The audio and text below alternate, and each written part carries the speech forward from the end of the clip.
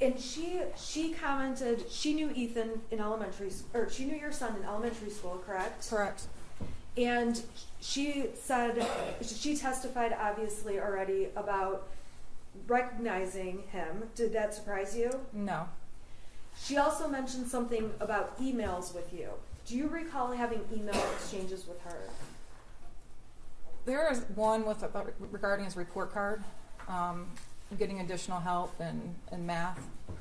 Was there any time at that point or into high school that you ever had to email with teachers about discipline issues? Not discipline, no. How often would you email about missing assignments or grade type issues? That was a regular thing. Okay, and you said you monitor Power Schools every day. Approximately how many times a month would you say you went to the teachers, or was it weekly? I don't know.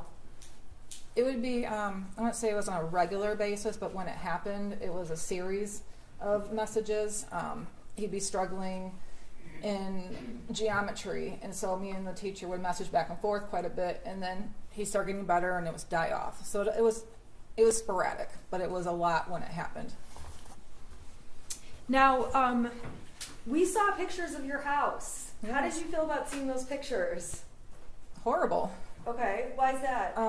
Because my son has a very messy room, and it was right after Thanksgiving, and we hosted Thanksgiving, and it was pretty messy. It was kind of embarrassing.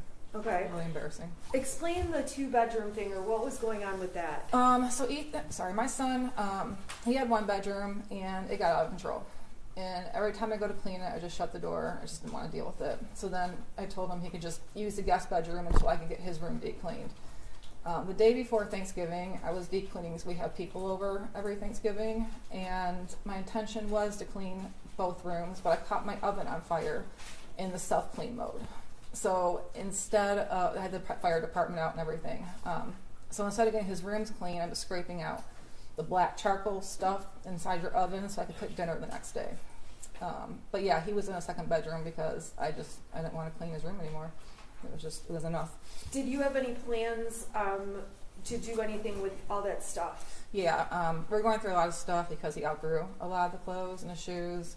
There's a lot of toy-like things that he doesn't use anymore, so we were just going to pack it up and donate it. Okay, and when were you planning to do that? Between Thanksgiving and Christmas, before he got new stuff. Now, we saw a video, I guess I want to talk to you about, there's one friend in particular your son spent a lot of time with, correct? Correct. Okay, and we're not going to say his name, but let's just refer to him as the friend. Okay. Okay? Overall, was that your son's only friend? That was his only friend that came over. He did have friends that he talked to during school, but that was the only one that he spent time with outside of school. And how often would you say he came over? Oh, he used to walk home with them every day from school. The summertime, he'd go on camping trips with us. Sometimes he would spend more than a week with us. He called him my second son. Okay, he was the second son. Did you know he was going to be moving away at any point? Not that abruptly, no. Okay, so when he moved away, is it fair to say it was a surprise to you and your son? It was. What kinds of things would the boys do together at your house? Oh, they go down to the lake and go fishing. They would walk to Little Caesars or Frosty Boy. They go in the backyard, shoot the BBs. They go swimming in the pool. We took them bowling a lot. They played video games. Now, when you had him over at the house, or I guess was it more common for him to be at your house or for your son to be at his friend's house? My son has never been to his house. Okay, why is that? Because he had OCD, not my son, but his friend had OCD issues, and he didn't want other people in the house. At your house, did that friend exhibit any issues? No, not at all. Okay, so were you surprised when he moved? Yeah, very surprised. We saw evidence that you had Life 360 on your phone, and it was on James's phone, right? Correct. Can you tell the jury what Life 360 is, what the point of it is, why it's on the phone? The family tracking app, so you know where people are at. My husband's mother-in-law got sick in the middle of April, and instead of me worrying about where he was while he was down in Florida with his mother and I was up here, we just installed the app on his phone, so I knew if he was at the hospital or if I knew he was at his dad's house. So just that way I have to bother him. I'm always worried about him and places he goes, so it was just one thing that eased my mind a little bit. Do you, is that something you frequently message your husband, where are you, where are you, where are you? Mm-hmm, a lot. Okay, so the jury's going to see the entire stack of exhibits. If they go through all of your messages, how often a week would you say you're on top of him about where he is? Daily. What about your son? Were you ever worried about where he was? I mean, not during the day. He was at school. If he didn't get home from school the time he was supposed to, I'd worry about him. Okay. And did you ever ask James about him in messages? Yeah. Okay. Yeah. The prosecution introduced evidence that makes it sound like you and James only talk about these horses. Actually, the form of the question makes it sound, and this is direct exam, not cross, so this should be non-leading questions as well. How often would you say you discuss your horses versus your son when you're messaging each other? A lot more with the horses. Why is that? Because my horses, at least, were accident prone, and my husband didn't know a lot about horses. They were more my thing. With him working from home, a lot of times I'd have him go out and check on him, tell him what to do. He started getting into them. He had questions. I knew my son was at school. I knew where he was at during the day. I can talk to him after school. Horses can't talk, so if something's wrong, we've got to kind of figure it out. But yeah, we talked a lot about horses. Is it fair to say that, did you have additional conversations with James about horses and or Ethan? Yeah. How often would you and James talk about or talk to Ethan? Well, talk to him every day. Talk about him probably every day too. Okay. Did Ethan have scheduling things you had to work out? Yeah, he had bowling practices throughout the week, bowling matches, and he worked part-time at a diner. So we had to work out transportation and scheduling with that.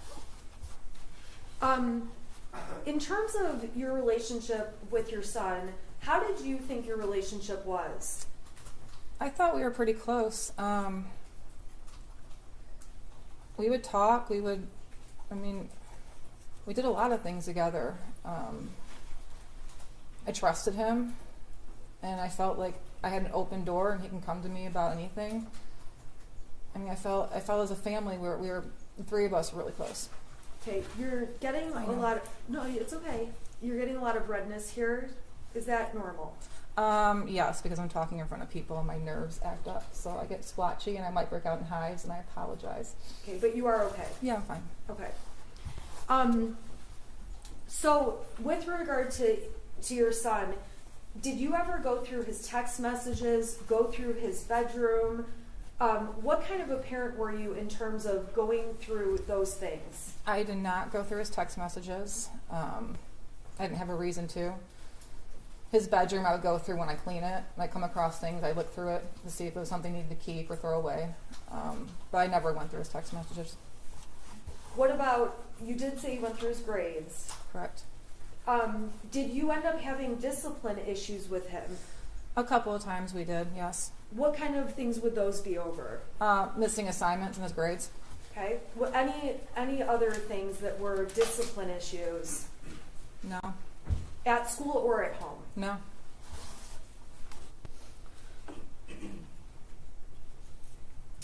Was there ever a time where you took away your son's phone? Yes. Okay. Do you recall when that was? I don't remember exactly. I just know he got really angry about it. But we took him away a couple of times. We've taken his video games away. Why did you do that? Missing assignments in his grades. Okay, so same stuff. Same stuff. Okay. We're going to talk about some of the text messages, and you would agree the prosecution admitted some text messages about one of those times when you took away his phone. Correct. Okay, so we'll get there, okay? I want to talk about mental health. Did you ever believe that your son needed mental health treatment, therapy, counseling, anything? No, I mean, there's a couple of times where Ethan had expressed anxiety over taking tests, anxiety about what he was going to do after high school, whether it was college, military. So he expressed those concerns to me, but not to a level where I felt he needed to go see a psychiatrist or a mental health professional right away. No. Did you ever deny him or say, no, I'm not going to take you to a mental health professional? Did he ever ask you?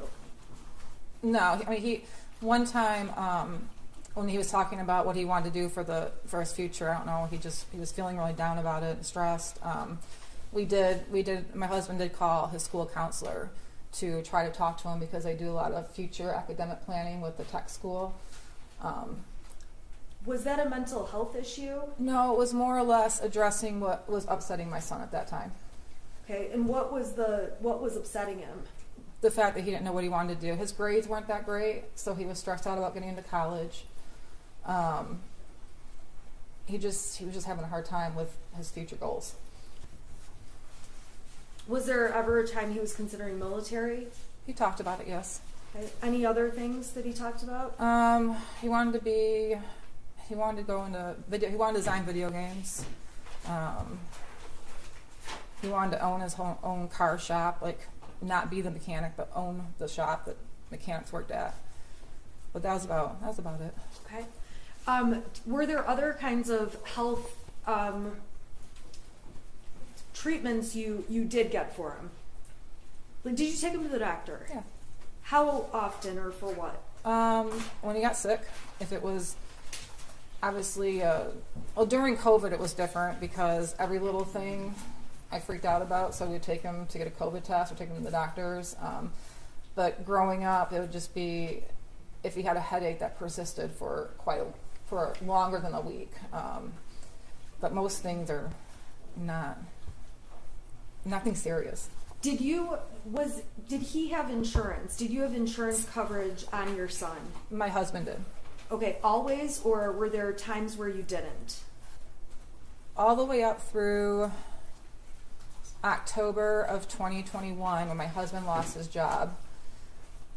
And I was going to add him on to my health insurance in November of 2021 at the end of the enrollment period. That was the only time that insurance lasts with him. Was that one of the outstanding things going on the day that all of this unfolded? It was. Despite, in addition to physically going to the doctor, did you have access to some kind of virtual plan? Yeah, through my company. It's called Allied Health Network. It's a virtual doctor's visit, and actually the prescriptions were free too. They didn't cost anything. So we use that. If he had strep throat, you can take a picture of the throat, send it to the doctor, and they can treat it from there. Were there times that you called that did virtual visits regarding your son? Yeah. And were there times, did you ever go to an urgent care or anything like that? Yep. For what kinds of things? Well, usually for sports physicals, but if he was younger and had a really high fever and his regular doctor couldn't get him in, we'd take him to urgent care. He's never had an injury or anything, so mainly just that. Was there ever a time that he had an issue with a mole on his back? Yeah, he had a mole in the middle of his back. And when I was putting sunscreen on him, I noticed it changed color. So I made an appointment for the doctor to take him in to take a look at that. Now that was when he was much younger, correct? He was about 7, I believe. You mentioned something about headaches for a week. You took him to the doctor. Was there a time where he had a headache issue? Yeah, he was getting really bad headaches that we couldn't figure out what it was. When was that? Started young, probably around 5 years old, and he kept complaining. The doctors didn't really see anything. We even got an X-ray of his head to see if there was any bumps. Does it as irrelevant when he's 5 or 6 years old? I was asking. I didn't know when it was. I was just asking if she got a medical. But it's gone on through the years. Okay, and Okay, go ahead. okay. So then we found out that he needed glasses. So around 8 or 9, we got him glasses, and that didn't work. He got x-rays done for dental in middle school, found out he had a severe underbite, which was causing tension in the back of his neck. So we got him braces in 8th grade, and once he had his braces, that seemed to fix the headaches. Okay. Now, with the braces, was that an easy process? No, Why not? because he's horrible at brushing his teeth. He went use the water pick we got him. He wouldn't brush properly. He would constantly get cavities in his braces, so we ended up taking the wires out because one time he had 13 cavities under the braces. And we're trying. I'm sorry. Prior to him getting braces, did he ever have cavities? Yeah, he had a few. Okay, but did the braces? Was it more after the braces? Yeah, because he wasn't brushing properly around his braces, so he was getting them under, and we had to get the wires removed and take them to get those filled until we could get the wire put back on. Okay, so it was like an off and on procedure. Yeah. Okay. I want to go through some exhibits for you that the defense has proposed as exhibits B through XX, and I'm going to ask. I wanted to add one more on as YY. Judge, counsel's proposed a number of exhibits appear to be from Facebook, not from a Cellbrite extraction, but from Facebook. Some predate the incident by years. So as far as relevance, Judge, I don't mind any exhibits around the date of the offense or even the relevant time periods, spring of 2021. But prior to that, it doesn't appear to be relevant. Your Honor, they had the specific pictures I was using since October. The specific pictures, isolated, not all the pictures, but specific pictures I was using. They never filed a motion to exclude any of those. They don't have to, right? Okay, so we'll go exhibit by exhibit. I haven't seen any of the exhibits, so they obviously will be treated differently. Okay, Your Honor, would you like me to bring you the hard copy, and then if the exhibit's okay, we can put it on the screen? Yeah, if it's admitted, we'll put it on the screen. Okay. And I did them just. They have copies of all these. Yes, sir. Okay. Yeah, I haven't seen any of them, so. And I've actually had them redacted and then sent the redacted version to cut out the faces of any minors. Okay. Okay? So I'm going to bring the court what's been marked as B through, this is YY if it's admitted, B through YY. May I approach? Sure. Thank you. Okay.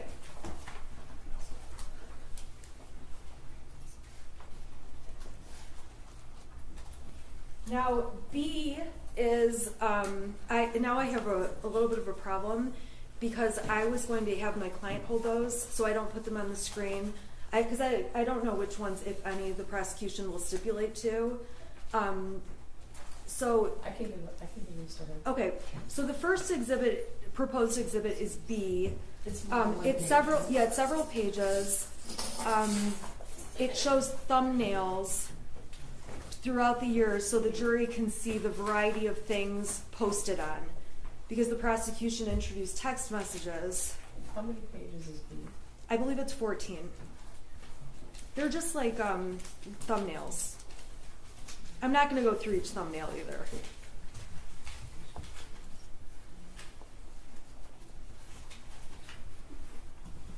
I'm just wondering where does the second one start? It's C. Exhibit C. Exhibit C would be the next exhibit. Okay, let me look here. Okay. Do you recognize what the court has just handed you? Yes. Okay. What is in Exhibit B? What does it appear to be? These are pictures I've posted on Facebook. Okay. And there's a lot of them. Is that a fair statement? Yes. Okay. Are those are all the pictures you posted on Facebook? They're not from they're from the whole period, correct? Well, What do you mean? What's the period? Well, when do those start and go through? I would say mainly 2000. There's not 20? any dates on that copy? I'm There's just- no dates on my I copy. don't think there's any dates. I can tell by the. Looks like from 2020 to 2021. Now, do you post on Facebook a lot? I do. Like way too much? I do. Okay, so I am not going to go through every Facebook post you've made. You understand that, right? Yeah. Okay. Would this exhibit give the jury an idea of what you post about generally if they just took a look at the variety of pictures? Yes. I have to object as to relevance. Again, it's from the time period that's relevant, I have no objection to these coming in. But even the defendant doesn't know with specificity when these were taken. She says they start in 2020. She thinks. No, I know. And there's no dates on there. Yeah, you'll have your turn. There's no dates on there. And if it's from the spring of 21 onto the shooting event, that's fine.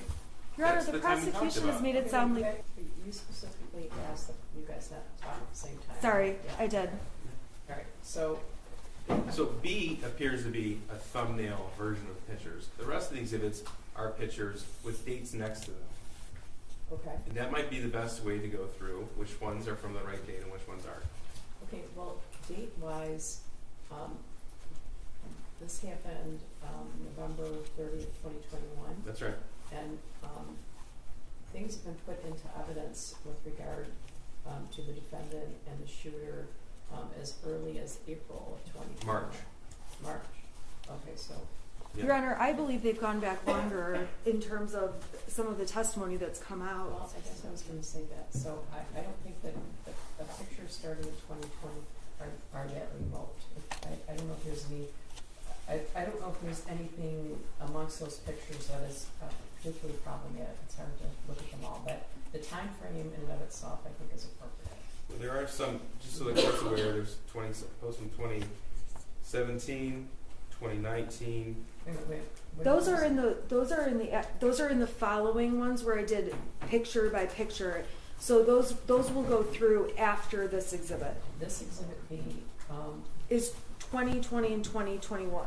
Okay, so just with regard to the time frame itself, I think the time frame is close enough in time. So I'm going to overrule an objection Okay. with regard to the mission of those pictures just based on the time frame. All right. But there's a lot of little pictures, so I don't know if any. No, that's fine. We can go exhibit by exhibit. I'm sorry? I said we can go exhibit by exhibit. Okay. The pictures in 2020, the pictures in Defendant's Exhibit B are small, so the exhibit contains a lot of little pictures, so I haven't Right. looked at those. I assume the prosecution has, so I don't know if Yes, any sir. pictures are objectionable with regard to the individual pictures, so. Just it's the relevant dates was the objection. Okay. Okay, so Mrs. Crumbley, the jury is going to get these if they want to sit and look at all of them. Okay, I don't want to go through all of them. There ends up being pages and pages. What are all of these?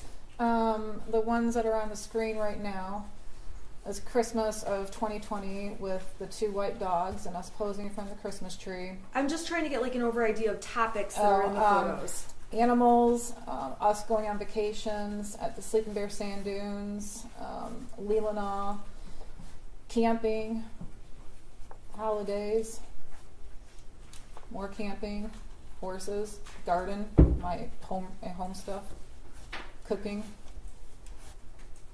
more camping pictures. Okay. We got a bathroom remodel, another Christmas picture. Okay. And so these pictures give an idea of the variety of things you posted. Yes. Okay.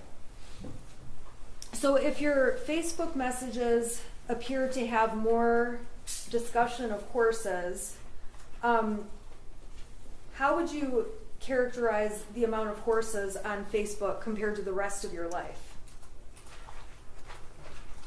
Over the last couple years, more. It was hard getting a picture of my son as he got older. He didn't like me taking pictures of him. But yeah, between 2020 up until end of 21, there was a lot of pictures of horses. Okay, I'm going to unplug this and move to Exhibit C. Oh, you want me to give this to her? Right? This goes back to 2019. I just put like 1 or 2 pictures from that year as Exhibit C. Just see Well, if- C and D. And so if the court just wants to let me know what, C, okay, so C and D, she's, you can identify this picture, correct? Yes. what's in C? What's the date of it? It is June 26, 2019. Okay, and what is that? What is it a picture of? It's a picture of my son holding his chinchilla. Okay, and then what about picture? Let's see here, D. Do you need the date? Yeah, what's the date? It's August 9th, 2019. Okay, and what's the picture of? My son petting our horse. Okay. You know, and- Judge, it's fine. I don't have any problem with either. Okay, C and D are admitted. Yeah, the rest of them. the rest of All them? of them? Yep. Okay. Okay, Thanks, Judge. thank you. Okay, so, Okay, you're talking, then you would be talking about E through, I don't know if it's just pictures, there's some others. This goes to XX, so. and I'm sorry, you'll it have should to go, let me know. it should go to YY because I added on just one more. So may I approach Mrs. Crumbley just to give her YY? Okay, do you want me to give these to all of them?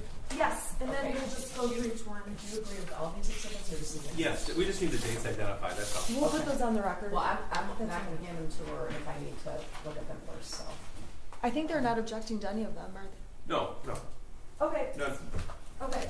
So, Mrs. Crumbley, the jury's gonna have access to these, so let's just go through them. We are gonna identify the dates for the record though, okay? Okay. So going to exhibit, let's see here. This is C. What's the date on C? That's June 26, 2019. And what is that? That's my son with his chinchilla. Okay. Now I'm gonna go down to D. What's the date on that one? That one's August 9th, 2019. Okay. And what's going on in there? That's my son with our horse. Okay. I'm gonna go to E. That's his first day of 8th grade. That's August 26, 2019. Okay. And it's fair to say that I just picked out. These are not all your posts, No. right? I don't want to keep rejecting, but the form of the question has to be appropriate. Fair to say, this is a Okay. direct example. I'm Correct. asking a really stupid question, but I'll ask it in a better way. Am I showing every photo from your Facebook page? No. You post more, or how much? Do you post more photos than what we see? A lot more. Okay, we're not going to go through all of them though. No. Okay, so this is the first day of what? I'm sorry, last day of. It's the last day of middle school. It's his first day of 8th grade. Okay. I'm going to go down to F. What's been admitted is F. What date is that on? October 11th, 2019. Okay, and what's happening in that photo? He just got his braces put on. Okay, and let's go down to the next one, which is G. What's the date on G? October 13th, 2019. What's happening in G? We're apple picking. Okay, so these are just posts of events or things you're doing, correct? Correct. Okay, this one is older. It looks like or maybe not older, but what's the date on this one? November. This is. I'm sorry, I'm on H. Okay, go ahead. November 7th, 2019. Okay, and we see your son in this picture on the left, correct? Correct. What's going on in this picture? He's on his it's the 9th grade Washington D.C. trip with the school. Okay, I'm gonna go down to I. What's the date on I? May 23rd, 2020. And what's happening in that picture? Can you scroll up a little bit? We're somewhere up north. I don't remember where, but we're on probably a camping vacation. Okay, he doesn't look thrilled to be in the picture. He doesn't like pictures. Okay. Let's go down to J. What's the date of J? May 23rd, 2020. Who's in this picture? It's my son and James. Okay. I'm gonna go down to K. This is a post you made? Yes. What date? August 5th, 2020. What are you showing there? The house when we first bought it and the improvements we made so far. Okay, so this is like a comparison before and after. Yes. All right. L. What's the date on L? August 16th, 2020. Okay, and there's a large black box out. What's under the box without saying who it is? His friend. Okay. So where are you guys in this picture? Looks like we're up north. Okay. Then we're gonna go to M. And we're on September 28th. I'm sorry, what's the date of this picture? September 28, 2020. Okay, what's this picture? That's a picture of my son and our horse. Okay. I'm going to N. What date is this? October 23rd, 2020. Okay, and what is this a picture of? Something Ethan drew. Sorry. Okay, and why did you include this? Why did you post about that on Facebook? Because he's always a really good drawer. He just draws all the time, and we got a lot of artists, actually tattoo artists in our family, a lot of good drawers. So said it was in his genes. Okay, that's why you said art is in his genes. Correct. The genes. Correct. Okay. All right. I'm going to O. What's the date on this one? October 30th, 2020. Okay, and what's going on here? We are carving pumpkins for Halloween. And there's a big black box. That's his friend. Okay. I am going down to P. What's the date on that one? November 21st, 2020. Okay, and who is around for this picture, even if you can't see them in the picture? It's me and my husband and my parents. We're down in Florida over Thanksgiving. And what is this that you're doing? And we're playing Dark Tower. Okay. Did you guys play games with Ethan often? Yes. What games did you guys play? We played Trivial Pursuit. We played What the Meme. We played Yahtzee. We play card games. We played a lot of Uno. The one with all the dice, Farkle, I think it's called. Yeah, Farkle. I don't know. We played a lot of games. Okay, I'm gonna go down to Exhibit Q. What date's that? That's November 24th, 2020. Okay, and we see who's in the picture? My husband and my son. Okay, Exhibit S. What's the date? January 22nd, 2021. Okay, what's going on in R? My son and his friend are playing Jenga. Okay. S. Do you know the date on S? Can you scroll up? It's for some reason this one is different. Well, it looks like it says February 25th, 2021.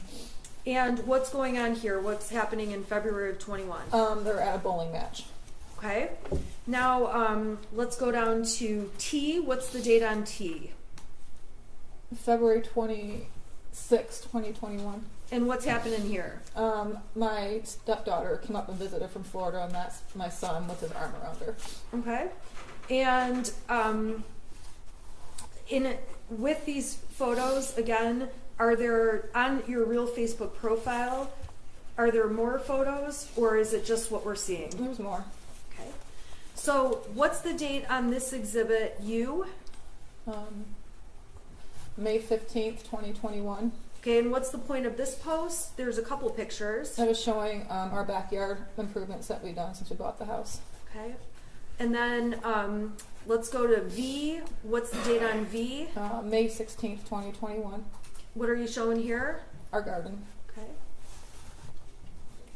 Now, this is W. What's the date on W? May 29th, 2021. Okay, and who's that? That's my son and Dexter, his kitten. Okay. Dexter is mentioned in one of the tapes. Is that correct? Yes. How is Dexter mentioned? When we were at the substation, I asked my son why, and he said, because I just did take care of Dexter for me. So when he said take care of Dexter, He's meaning his kitten. X, what's the date on X? May 29th, 2021. Okay, and what's going on this date? My son and Dexter just hanging out in his bed. Okay, we're gonna go to Y. What's the date on this one? I'm sorry, I'm just going too fast. May 31st, 2021. Okay, who's in this one? My son and his kitten. Okay. Z, what's the date on this one? June 13th, 2021. And where are you guys? We're at Cedar Point. Is this like a family trip? Yes. Did you guys do a lot of family trips? Yes. Okay. A lot of family trips during summer of 2021? Yeah. Okay. We're here in exhibit AA. What's that? Yikes, I bumped it. What's the date on this one? June 26th, 2021. What are you showing here? My garden. Okay. This is exhibit BB. What date? June 27th, 2021. Okay, and what are you doing there? In the pool. Did you guys go in the pool with your son often? Yeah, he'd join us. Okay. And then let's see here. We've got CC. Date. July 4th, 2021. What's going on here? My son and his friend are playing badminton against my parents. Okay. Is this at your house? Yes. DD. That's Date. July 11th, 2021. Okay. What is this? Me and my son and his friend we found a little spot off the Pollyant Trail, which runs through Oxford, and there was some weird big boy stuff going on, so we kind of walked around and checked it out. Okay. Let's see here. EE. It looks like there's 2 posts on this date. What date is that? That's July 30th, 2021. Okay, and what's happening in these posts? The first one I posted, my son and his friend were both passed out from a lot of hiking we did that day. Okay. What about the next photo from? Those are pictures of the campground that we were at. Okay. And so you took, is it fair to say you had the friend on vacation? Yeah, most of the time. Okay. July 31st, I'm sorry, what's the date on this one? I'm on FF. July 31st, 2021. Okay, what is this? We went to Sleeping Bear Sand Dunes. Okay. And where it says like plus 29, what does that mean? There's 29 more photos that go along with that. Okay, we're not going to show them all though. Okay. All right, we're going to GG. What's going on here? What's the date? August 21st, 2021. What are you guys doing August 21st, 2021? My son and his friend were putting up a tent in our backyard and doing backyard camping. Okay. What's the next one? You posted this on what date? I posted on August 21st, 2021. Okay, and what's the point of this post?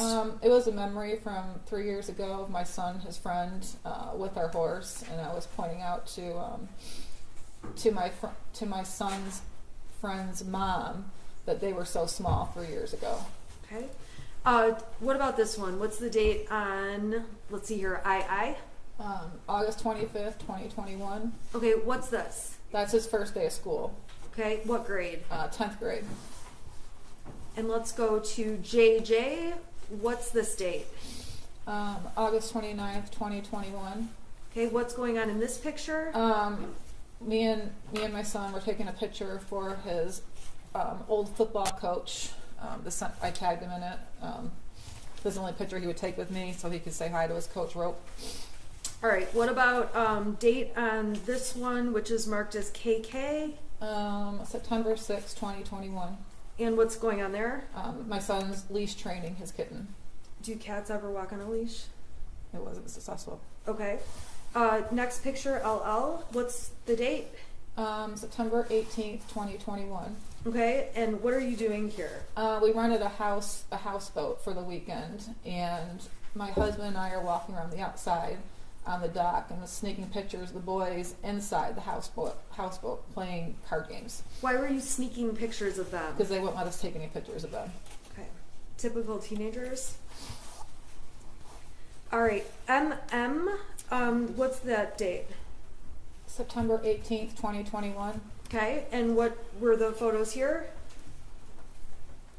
I know it was the houseboat weekend. We went to Mackinac City, so I think it was something in Mackinac City. Okay, and then the blacked out box, is that the friend? I think it's the friend's parents. The friend's, okay. Oh no, the friend. But never mind. Never mind. Okay, NN. What's the date on this one? September 21st, 2021. Okay, and what's this? My son and Dexter sleeping. And now we are at September 20. I'm sorry. What's the date on this one? I'm on 00. September 26th, 2021. Okay. What does that show? We were breaking up our side steps of the deck and planting a flower bed in the front of the house. Okay. So we're in fall of 21. Is that fair? Yes. Okay. What's the date on this picture? I'm on PP. October 3rd, 2021. Okay. What's this picture? What are these pictures about? We decorated our house for the Halloween. Okay. And then let's go here to QQ. Date. October 9th, 2021. And what's shown in this picture? Our front porch that we redid. Okay. Called it a makeover. It was. All right, and then let's go here to RR. What date is that? October 15th, 2021. Okay, and what are you doing there? I was just showing what we've got so far with the paint job, remodeling the living room and dining room, basically. Okay. Next one is SS. What's the date on this one? October 25th, 2021. Okay, what is this? This was a text I sent to my son. Him and my husband were going somewhere, I don't remember, but I was just checking in. I said, you guys are okay? And my son made the comment, no, we're in the back of a white van headed to Alabama, because he's very sarcastic, and I found it funny, and I posted it. Okay. Was he sarcastic Yeah. more? I'm sorry. Sorry, go ahead. Explain the sarcasm. I mean, that's an example of it right there. Okay. Yeah, he was always sarcastic, always messing around with us. Okay. When you say messing around with you, we're gonna get to that when we talk about some other posts. Is that fair? Okay. Okay. So let's go down to this photograph. TT. What is this? What date? That's October 29th, 2021. Okay. And what are you doing? That's where we're on the virtual reality playing Beat Saber. Okay. And then this one, UU. Okay. What's the date on this one? November 26th or 25th, 2021. Okay. And what's going on here? Thanksgiving. Okay. Thanksgiving. Is this Thanksgiving Day? Yes. So this would have been Thursday. Correct. Okay. We're going to talk more about the next couple of days more slowly, but I'm going to go through the pictures first, okay? And then I'm going to take them off the screen so we can talk a little more. Is that all right? Yeah. Okay, so what is this post? What's the date on this one, VV? November 25th, 2021. And what is this picture? What are these pictures showing? Our family, my aunt and uncle, my cousin, her husband, and then me, James, and my son. And then Okay. it shows us playing dice. Okay. Or left, right, center. Is this on Thanksgiving? Yes. All right. And then on WW, what day is this on? That's November 26th, 2021. Okay, and what were you guys doing on this day, November 26th, 2021, which is a day we're going to talk about in more detail? We were cutting our Christmas tree down. Okay, and then ultimately we have XX. What date is this? November 27th, 2021. Okay, so this would have been Saturday. Yes. And what's going on in this picture? We got our Christmas decorations and everything out. Okay, then we have YY. What day is this from? November 26th, 2021. Okay, and what's happening in this picture? My son and my husband are laughing at me because I dragged them around the whole tree farm to pick the tree. So they were finally happy it was over. Okay, so that's YY, right? Right. Okay. I'm gonna close this for just a minute, and just make sure that exhibits B through YY were admitted. They're admitted, correct? Yes. Okay, and then the defense is only gonna have one other exhibit, but we'll get to that one. Okay. Okay. So, Mrs. Crumbley, I want to go back and talk to you. We went through a lot of Facebook pages, obviously, or pictures. On Thanksgiving, who was at your house? It was my aunt and uncle, my cousin, and her husband. And what did you guys do, if anything, that night? Well, they were there probably till about 7 or 8 o'clock. So we played left, right, center, just the normal family stuff. Did anything seem off or strange with your son? No. Was he spending time with family members, or was he in his room? What was he doing? He was back and forth. He would come out and play games with us, or when it got to adult talk, he would go in his room and play his video games. Now, we definitely saw a lot of his friend in the photographs. Were there other times where he would not have his friend with him? Yeah, there were times. Okay. Was he happy? Was he okay without his friend? How was he? Yeah, I mean, most of the times it was just the three of us. It was usually out of state travel. Okay. Let's see here. Okay, so on the day after Thanksgiving, what did you do that day? I went shopping. I go shopping every year, day after Thanksgiving, Black Friday shopping. I wake up about 4 o'clock and I go shopping. Okay, so where did you go that day, if you remember? I usually go to Meijer, and then from there I'll head up to Marshall's and Lapeer, and then sometimes I will hit the not Home Depot, the other home improvement store, Menards. I would hit Menards. And on that date, when you went, it was the 26th, correct? Yes, correct. Do you know, when you left your house, did you know what James and Ethan, your son, were going to be doing that day? No, they were sleeping when I left. Okay, when you got home, were they home or were they where were they? They weren't home. Did they ever come home? Yeah, I texted my husband and asked where you're at, and I believe he called me and told me that him and Ethan were at the Acme firearm store looking at guns, Okay. and then they came home from there. Okay, did they purchase a gun that day? They did. Okay, the prosecution brought in exhibits showing the receipts, all that. You weren't with them when they bought the gun, correct? No, I was not. Okay. You did post on Facebook a photo of the gun. We saw the post, correct? Correct. And in the post that's been admitted already, you described it as your son's Christmas gift. Can you explain who wanted the gun? What does it mean? They had rented a 9mm at the shooting range before, so they knew it was the type of gun, or the size gun, I guess what it is, that they wanted to get. And my son and my husband did a lot of texting back and forth. My son did a lot of research on it, and they're comparing different ones that they wanted to buy. That went on for a couple months. My husband just kind of kept blowing it off, like, not right now. And then I guess when I was out shopping, they said, well, let's go try on Black Friday, see if we can get one on sale, or if there's any deals going on. Okay, so they ultimately did get one. Right. Now, did you object? Did you say, I don't want that gun in the house? Anything like that? No, I was more angry that they cut my Christmas tree down right after I get back from shopping, but I had to wait for them. So I was irritated at that. When they came home, did they show you the gun? Yes. Okay, and what did you guys do?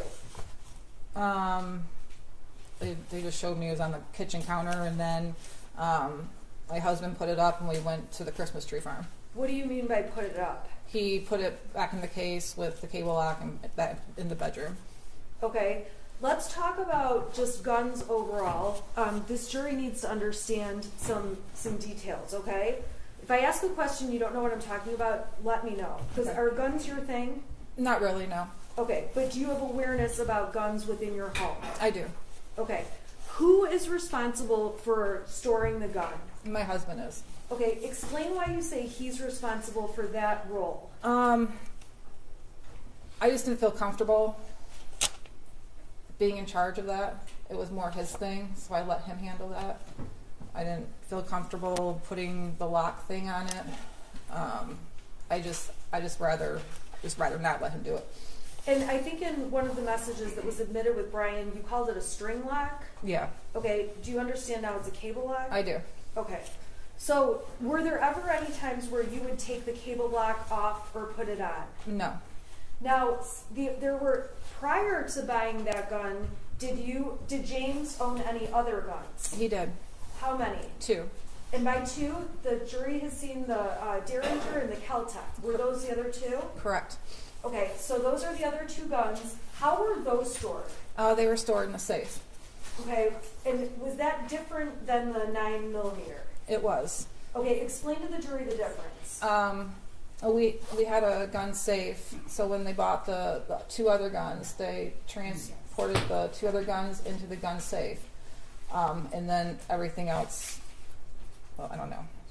Everything went, like the cable lock and the other case went somewhere. The 9mm was in a case, but it was locked it was in the case locked with a cable lock. Okay, and how the cable lock that was on the 9mm, what did you have to use to get the cable lock opened? A key. Okay, did you have possession of the key? No. Okay, where was the key? I collected German beer steins, so it was in one of the beer steins. Where are those located? Throughout the house. We have them on top of there's a a ledge over the refrigerator in our kitchen. So they go from wall to wall. Then we had corner shelves in our house that had them.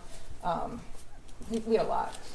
Okay, did you know which particular beer stein the cable lock key was in? No.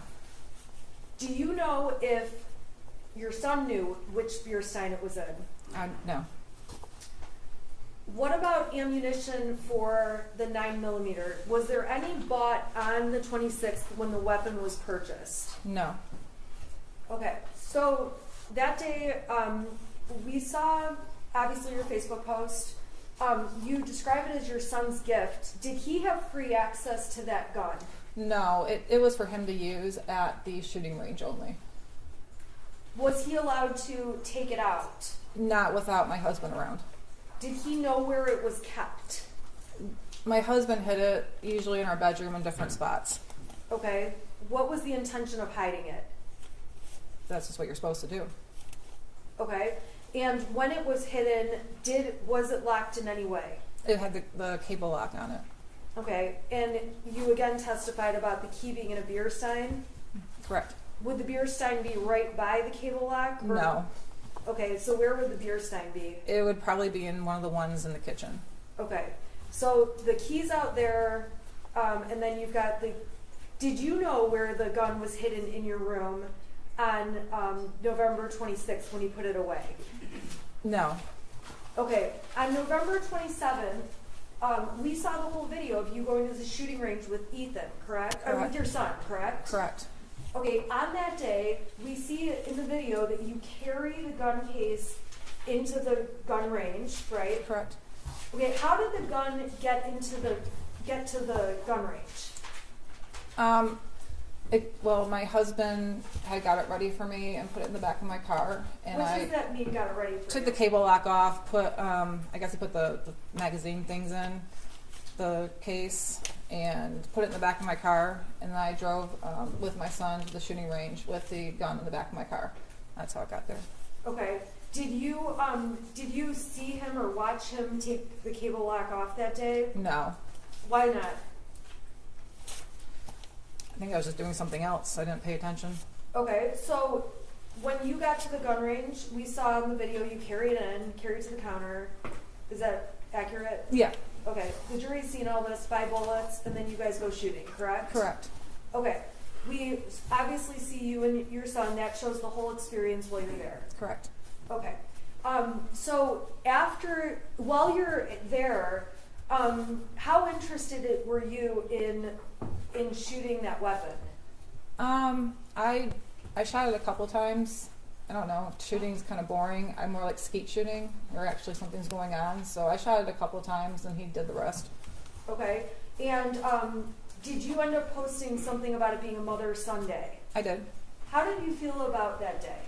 It was a fun day. He asked me if I wanted to go to the shooting range with him, and he's never asked me, just me, to go before. My husband was doing DoorDash, and I felt good about it. How many times had you been to the shooting range before that day? Once. And when you went the one other time, who else was present? My husband. So this was the first day you're the only adult going. Correct. Okay, so we see obviously in the video you carried the gun in the case out. Did it have the cable lock on at that point? No. Okay, so what did you do from there? This is when we're leaving. Yeah. I put the gun in the back of my vehicle and drove. Explain where in the back of your vehicle. So in the back of the SUV, it has a little thing that opens up where the spare tire is. I put it under there. Okay, and then where did you go? I went home. And did you take the gun in the house? No, I took the bullets in the house and hid them, and my husband took the gun in the house when he got home from work. Okay, so was there a period of time that the gun was not in the home but in your car? Yeah, probably for a couple hours. Okay, why is that? I just don't feel comfortable with it. I don't. That's his thing.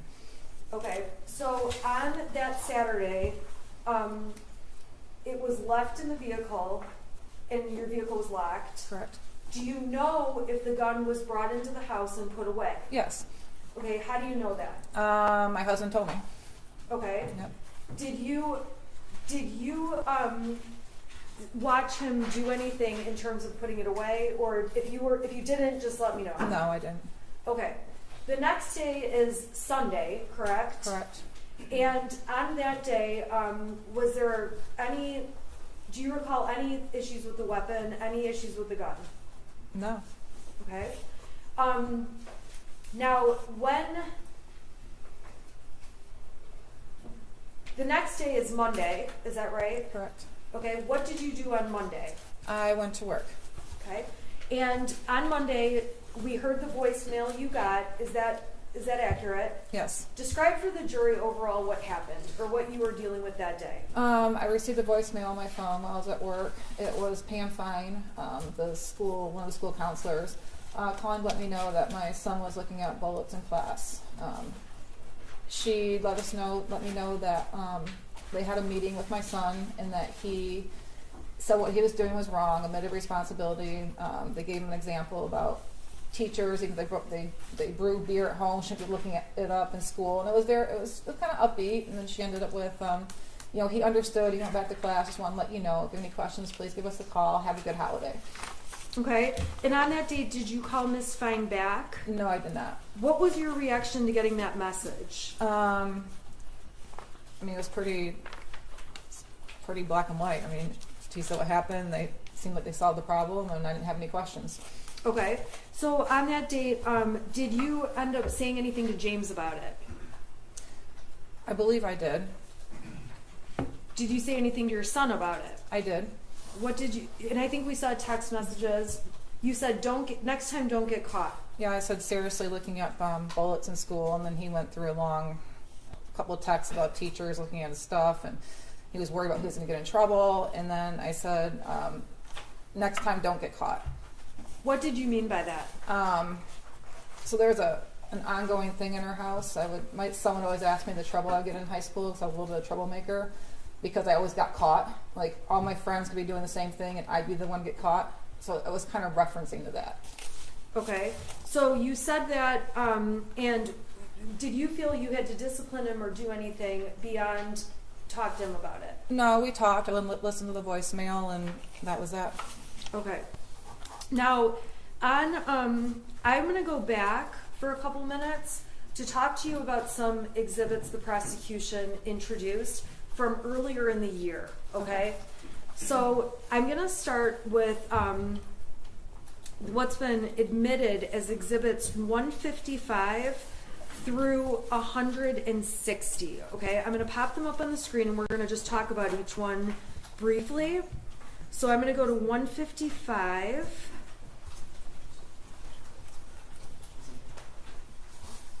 Okay, plug my.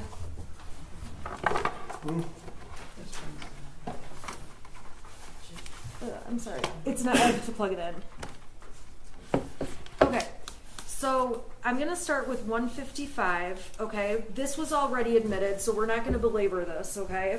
Well, no, she doesn't have a picture of that. Oh, I'm sorry. Well, it's not necessarily your fault. This one's coming out. Oh. There it is. Okay, so we've already talked about this with other witnesses, so I'm going to go a little bit faster. If you need me to slow down, let me know. Okay. Okay. This is Miss DeRiker's email with her and Sean Hopkins. She's telling him, when you get a chance, can you call your son down and see how he's doing? He's failing my class, tries to sleep all the time in class. Sean responds, I'll catch him by the end of the day. Thanks, just a little worried. And that's that. You heard testimony about that, correct? Correct. Were you ever aware there was a time where your son was failing a class and trying to sleep all in capital letters all the time in class? I can't remember what class director was. So I'd probably be aware if he was failing that class from Power School, but I was not aware that he was sleeping all the time. So did anyone from the school let you know in May of 2021, hey, he's sleeping in class and failing? No. Okay, that was exhibit 155. And would that show up on Power Schools, the emails between them? No. Okay, exhibit 166. This is from September 8th, 2021. It starts off with an email from Miss McConnell to Sean Hopkins. It says, can you please touch base with Ethan Crumbley? In his autobiography poem, he said he feels terrible and that his family is a mistake. Unusual responses for sure. He writes back, thanks for the heads up. I'm in senior meetings throughout the day. I'll try to catch up with him. Were you aware this was ever a discussion or an issue? No. Were you aware that Mr. Hopkins ever talked to or tried to talk to your son? No. Did anyone ever call you to make you aware of any of this? No.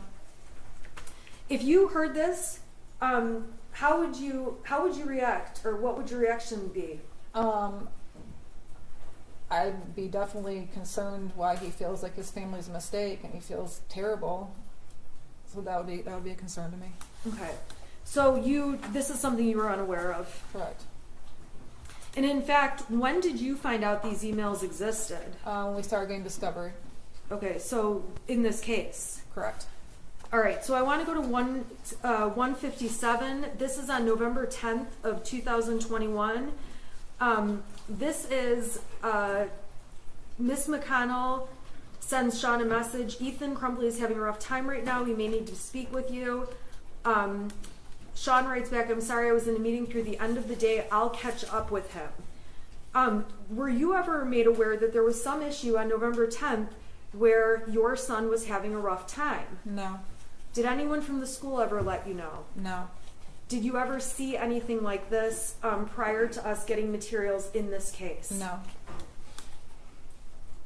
If you heard your son was having a rough time, what would you do to follow up? I would talk to my son, find out what's going on. Okay. And I am going to minimize these for 1 second. I want to go back to some other dates that were discussed and exhibits were admitted. And I'm going to go back to March 20th. I'm sorry. Let's go in order. So March 16th of 2021, the prosecution has admitted exhibits 85, 86, 85 through 94, and let's see here. 85 shows you guys are making plans, and you say, I'm going to get drunk and ride my horse. Can you explain to the jury what you meant by that? And I'll get it up on the screen. I was going to have some drinks and ride my horse. It was St. Patrick's Day. I'm sorry, that's on the 17th, Correct. right? Yeah. Okay, the 16th though, oh, I'm sorry, you're right. Okay, so explain that again. So let me get it up on the screen because I'm messing up. Okay, 85. Okay, so 85, I'm sorry, you're right. So on page 85, 432 is the page number. You write, I'm going to get drunk and ride my horse. What was your plan that night? I was going to have a couple drinks and go for a trail ride with my horse. Okay, did you do that night? Yes. And on people's proposed exhibit 86, or their admitted exhibit, this was a text thread between you and your son.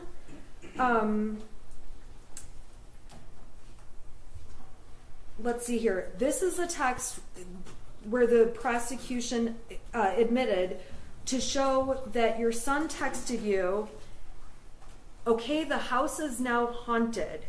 What time was that text at? It says 6:03. Okay. I don't know if it says -4. I don't know what that means. Okay. And then the next text, some weird shit just happens and now I'm scared. Next one, I got some videos and a picture of the demon is throwing bowls. I'm not joking, it fucked up the kitchen. I'm just going to be an outsider for a while. Can you at least text back? Okay, do you recall this day on March 17th, 2021? It didn't stick out to me until this whole. No, I don't. I don't recall it exactly. I just remember it ever since we got discovery on this case. Okay, so on March 17th, there was a point when did you ever see these texts? I probably didn't. Not that time. Do you recall seeing these texts at any point prior to this case? I'm sure I did, but they weren't. No, I don't. I mean, I'm sure I saw them, but they just didn't stick out to me until this case. Why didn't they stick out to you? Because it wasn't anything that was anything serious. It was Ethan just messing around. You got to explain to the jury, how did Ethan mess around? So he's been convinced our house has been haunted since 2015. So it was built in 1920. Around that time frame, him and his friend would go down to the basement and play a Ouija board. So they thought we had a house ghost. So it was around that time when he would mess with us that things were going on in the house. Silverware was flying across the room. Doors were slamming. He actually took a video of the door and showed me when I got home. And you can clearly see where he's standing back with his phone, looking at the door that's open. You can see him walk up the door, and you can kind of see him slam it, and him trying to say, "See, our house is haunted." So it was that kind of stuff that he did. Okay, and did that continue on into 2021 when you'd get messages like this? Only a couple of times, but I think he just got over it. Like it wasn't. He got bored with messing around with the ghost. Did you mess around with him? Yes. Okay, what did you do to him? When they were downstairs in the basement playing Ouija board one night, I went and flipped the circuit breaker off in the house, and he thought it was the ghost they conjured up on the Ouija board. Did James ever mess around with you or with Ethan? Yeah, a little bit. Give us an example of what he did. He said a lamp fell off a ledge in the basement, and so he named the ghost Victoria. So he was convinced there was another house ghost. So just kind of like an ongoing, like our house ghost, we called it. My son named it Boris Johnson. My husband named it Victoria. It was just a little phase. Was there ever a time where James pretended he got electrocuted? Yes. What did he do? We were remodeling our living room, and he was taking the old ceiling fan down and having to figure out what wires go where to the new ceiling fan. And as he was reaching up, he pretended to get electrocuted, and he fell on the ground and was shaking, and I ran up and I kicked him. I don't know why I kicked him, but I did. And then he stopped, and I realized he was joking, and my son had the phone recording the whole time. So this kind of stuff between you, your son, and your husband was like typical joking around kind of stuff. It was. Okay, so when you look back at these texts now and you see that there's a demon throwing bowls and things like that, now looking back, do you think, oh my gosh, he had mental issues? No. What do you think was going on? Just what I said, that it was just him messing around. He only did it when we weren't at home, and it was for a short period of time, and then he got bored. Okay. So on that date, the prosecution admitted all kinds of stuff to show you were with your horse, and James was with your horse, correct? Correct. And you guys were with your horse? Correct. How long would you have been out there? What was a typical trip to the barn? Usually about 3 hours. It takes about a half hour to get the horses tacked up and ready. We usually rode for about an hour, and then anywhere from a half hour to 45 minutes to cool them down. And with respect to the horses, did you and James go out there? Did you go every day? No. How did that work? Who went? How did you guys pick? Whoever felt like going or had the most availability. Sometimes I'd work late, past 6 o'clock at night, and I couldn't go. There's nights that my son had to go to bowling that had taken him. Whatever happened that day, we just say, I'm going, or you're going, or it just was a day-by-day thing. Okay, so I'm going to skip ahead. This has been admitted as Exhibit 84. This goes to March 8th and 9th. Okay, do you remember talking about those dates? I think so, yeah. Okay. Now, on those dates, the prosecution admitted Exhibit 84, which is up on the screen. These are texts between James and you, and it looks like you're saying you're going to have to skip the barn tonight. Do you recall that? Yes. Okay. And then you ask, is Ethan going to bowling? Correct. James says IDK. What does that mean? I don't know. All right. And you ask him about that. Okay, and I want you to describe, what are you doing in these text messages up on the screen here, these 4 in a row? Can you go back to the green one? Yeah. Okay. Here, I'm sorry. That's fine. I got it now. I was just texting him, asking him if he was home from school yet, Okay. and if he had his phone on him. So you're texting. I think looking at this, we must have gotten into an argument about his grades and took his phone away the night before, which is why I was asking if he had his phone on him. Is it common for you to text repeatedly about someone? Are you home? Where Yeah. are you? Yes.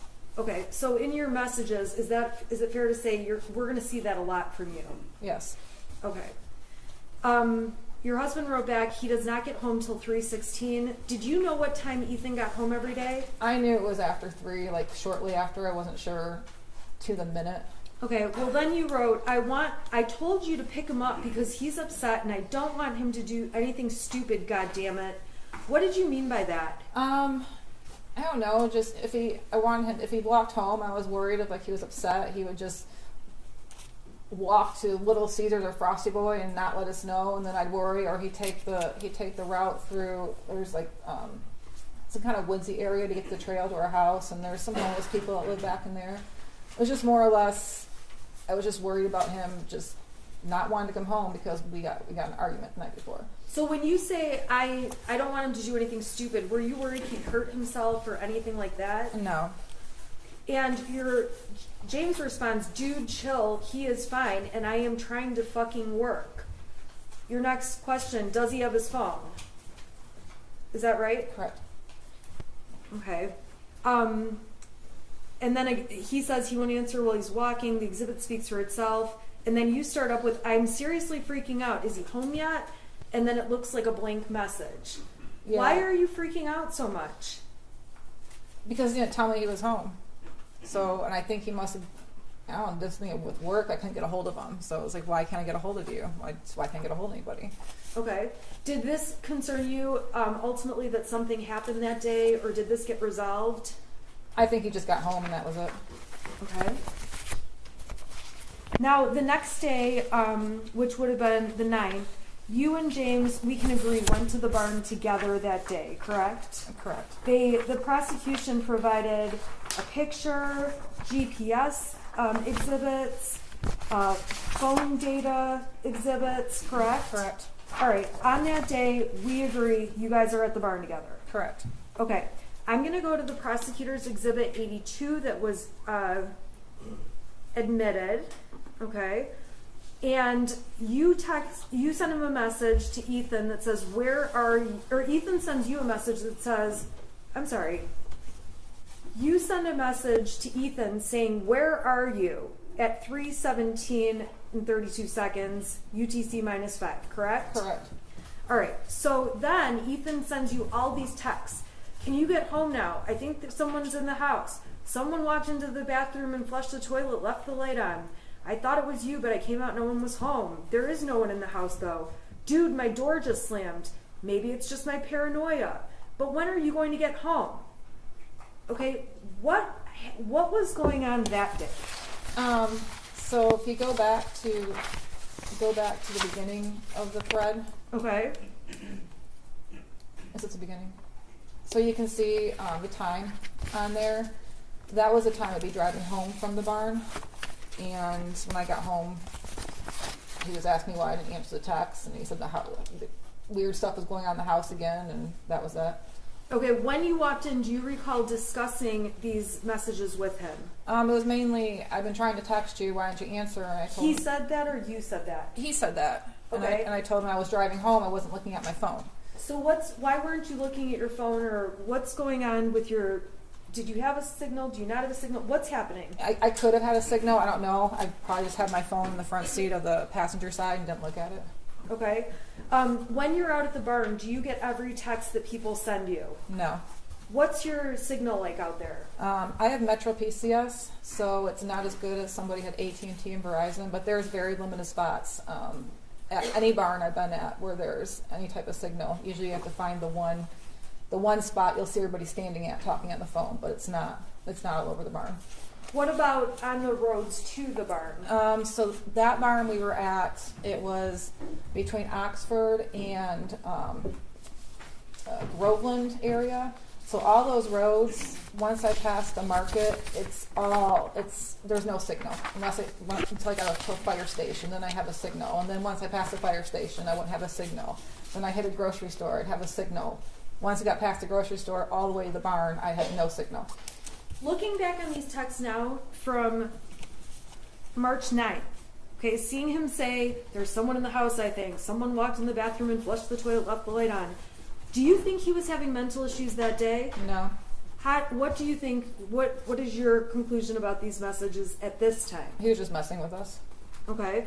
Is this the kind of messing you previously talked about? Yes. All right. I want to go to March 20th. This is People's Exhibits 96 through 100.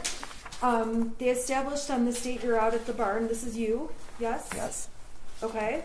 And another picture of you. Yep. And we've got data showing that you were out there, correct? Okay. And there's a text message exchange that was admitted as People's 96. I'm going to put that up on the screen for you, okay? Okay. So in People's 96, this is between you and your son, correct? Correct. He says, can you at least text back? You're asking, where's your dad? Text me when you're done yet? And he starts up with, I finished picking up the room. I cleaned until clothes started flying off the shelf. This stuff only happens when I'm home alone. I picked the clothes back up though. That's at, it looks like 2:34, and we may be off by an hour or so because it's that UTC. This one's -4. Your next text is jumping in shower, text your dad if I don't respond. And your text, no matter what the time zone is 6 hours later. Well, do you recall getting these texts? It's 2 or days. messages? It's 2 days and 6 hours later. Oh, I'm sorry, you're right. 2 days and 6 hours. So do you recall, though, getting these couple on the 20th about, I finished picking up the room, I cleaned until clothes started falling off the shelf. Do you recall that? Only when we got discovery. Okay. Now, looking back on these days, are you thinking, oh my God, he thought things were happening that were crazy? No. Do you think anything of it now? No. What do you think is happening in those messages? I just think he was messing with us. Okay, so those are 3 times where you guys are at the ranch and he's messing with you. Is that a fair statement? Yes. Okay. And at that time, that was months and months before November. It was in March. Is that correct? Yeah. Okay, so beyond March, was there other times where he was saying these goofy texts and messing around? No, I don't think so. So there's 2 more dates I need to ask you about. I'm going to go to April 4th, which was a Sunday, and that is going to be exhibit that was admitted 101, okay? So exhibit 101 are text messages, and these are between, who are these between? Those were between my son and his friend. Okay. Now, prior to this case, did you ever see any of these messages? I did not. Were you aware any of them existed? I was not. Okay, so this is from April 4th, and your son's saying, he's the one sending messages that say, I hear people talking to me and someone in the distance. I actually asked my dad to take me to the doctor yesterday, but he gave me some pills and told me to suck it up. Like, it's at the point I'm asking to go to the doctor. Was there ever a time where he asked to go to the doctor around this time? I don't think so, no. Then he says, my mom laughed when I told her. Was there ever a time where he's asking for help and you're laughing? No. He writes to his friend, and this is just later that night, but I'm having bad insomnia and paranoia, and I need help. I was thinking of calling 911 so I could go to the hospital, but then my parents would be really pissed. Okay, so this is all one long conversation. Is that right? Correct. He says, I'm going to ask my parents to go to the doctors tomorrow or Tuesday again, but this time I'm going to tell them about the voices. This text message or instant message thread, were you even aware of this? No. Do you remember any time where he came and talked to you and said anything about hearing voices? No. Do you recall there ever being a time where he asked you to go to a doctor or to get help and you said no? No. Or laughed at him? No. So when you see these texts with his friend, do you have any idea, and if you don't, that's fine, do you have any idea what he's doing with his friend? I don't have any idea. Okay. Do you know if him and his friend messed around with each other like you and your husband do with Speculation, him? Judge. If I'm sorry. If you'd have to have personal knowledge. When you were testifying earlier, you mentioned that your son and his friend would play within a Ouija board. Is that right? Right. When did that happen, or in relation to 2021? I know he got the Ouija board for Christmas of 2020. So for a few months after that, they were really into playing it, and then they got bored with it. And it's probably sitting on our shelf getting dust. Okay. On April 29th, I'm going to turn your attention to that day. Do you recall texting his friend's mother? And I'm going to put up Exhibit 104 on the screen. Okay, do these texts look familiar to you? They do. Okay, who are these between? These are between me and his friend's mom. Okay, and you start off with my son is in bowling tonight. I just want to let you know, not sure if he needs a partner. Why are you texting that? I don't know why he wasn't bowling tonight, off the top of my head, but they had partners on certain nights of the week, and so him and his friend were always partners, so I was letting her know that he wasn't going to be there. Okay, and this is on one date, April 29th. Did you talk to her on other dates, or is this like the only time you talked to her? We've talked back and forth quite a bit. Okay. Now, on this date, you say he's been acting kind of depressed. I don't know what's going on. I'm not sure if there's something bothering him at school, but he doesn't really feel good. I can't get anything out of him. Friend's mom mentions he stayed home from school today, too. The only time they're happy is when they're together. Talking about grades. You mentioned, this is all new to me. I'm not used to my son being moody. He's usually pretty happy and will talk about anything. I do know he's been stressed about school and his grades. We called the school, but she wasn't in social. Do it tomorrow. I think his grades have a lot to do with it. I just got to a point where he's got so far behind and we were out of town. He's having difficulties making it up. Where were you guys out of town? In Florida, my mother-in-law had passed away, so we were gone for a couple of weeks in the middle of April, taking care of funeral arrangements and everything. And at this time, when you describe your son as being moody or depressed, did you think it was anything that warranted getting medical attention? No, he was just being quieter. He's a quiet kid. He was just being quieter than normal. And I'd ask him if everything okay. He'd say fine, but I could just tell he was a little sad. And I thought maybe I didn't see his friend in a couple of weeks. I don't know if maybe they got into a fight and they weren't talking. So I was asking her if there was anything going on with his friend, which might have caused my son to be quieter than normal. But I think he was just really stressed out because those 2 weeks that we were in Florida, he got pretty far behind on his grades. Okay, so then it goes on and you end up saying, yeah, me too. I'm glad they're getting along. And it wasn't an issue with those two as to why he was being depressed. The online school is horrible. I've given up too. I told him just to do his best. Don't worry about it. Next year's a new year.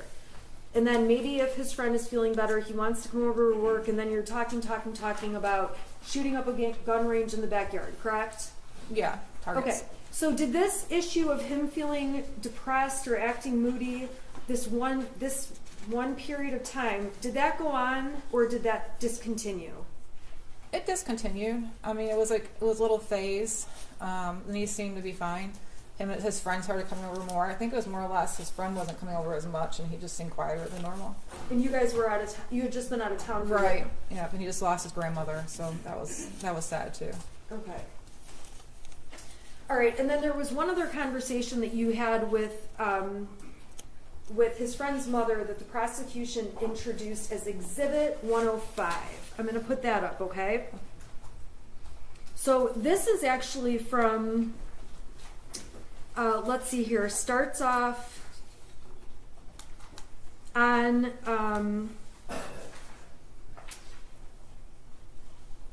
I'm gonna go to Halloween, so 10/31 of 21. You say to her, James filled me in on his friend last night. I'm so sorry you guys are having to make such a hard decision. Please let me know if you need anything. What was that about? We had found out the day before Halloween that his son, my son's friend, went to Wisconsin to an OCD treatment school. We didn't know. We had Halloween plans, and we were texting with his friend's parents about his friend still coming over to carve pumpkins on Halloween because they do that every year, and then they go out and trick or treat. And we didn't hear from him, and all of a sudden my husband found out through his friend's dad that they drove to Wisconsin, and he's at an OCD treatment center for at least 90 days. So it hit us really hard because we didn't really expect it coming. He didn't expect it coming. It was hard. Did you do anything different as a parent when his friend was taken away, essentially, to the hospital or the other school? I don't understand. Did you do anything different as a parent in terms of spending time with your son? I mean, we did as much as we could. Okay, tell us about that. Tell us about that month. I think we did more family game nights than normal. He was working a lot. I would check in with him, make sure he's doing okay. That's when I started asking him, do you have friends at school that you can hang out with? And if so, you're more than welcome to invite him over. Okay. I was more on point of the fact that he was sad. Okay. And even though he was sad, did you feel like there was anything where he needed help or needed mental health treatment? No. Was his loss of his friend being in his life anything that made you think he needed counseling or a therapist? Not to that extent, no. I'm going to unplug this so that we can go back to go to questions that don't involve exhibits, okay?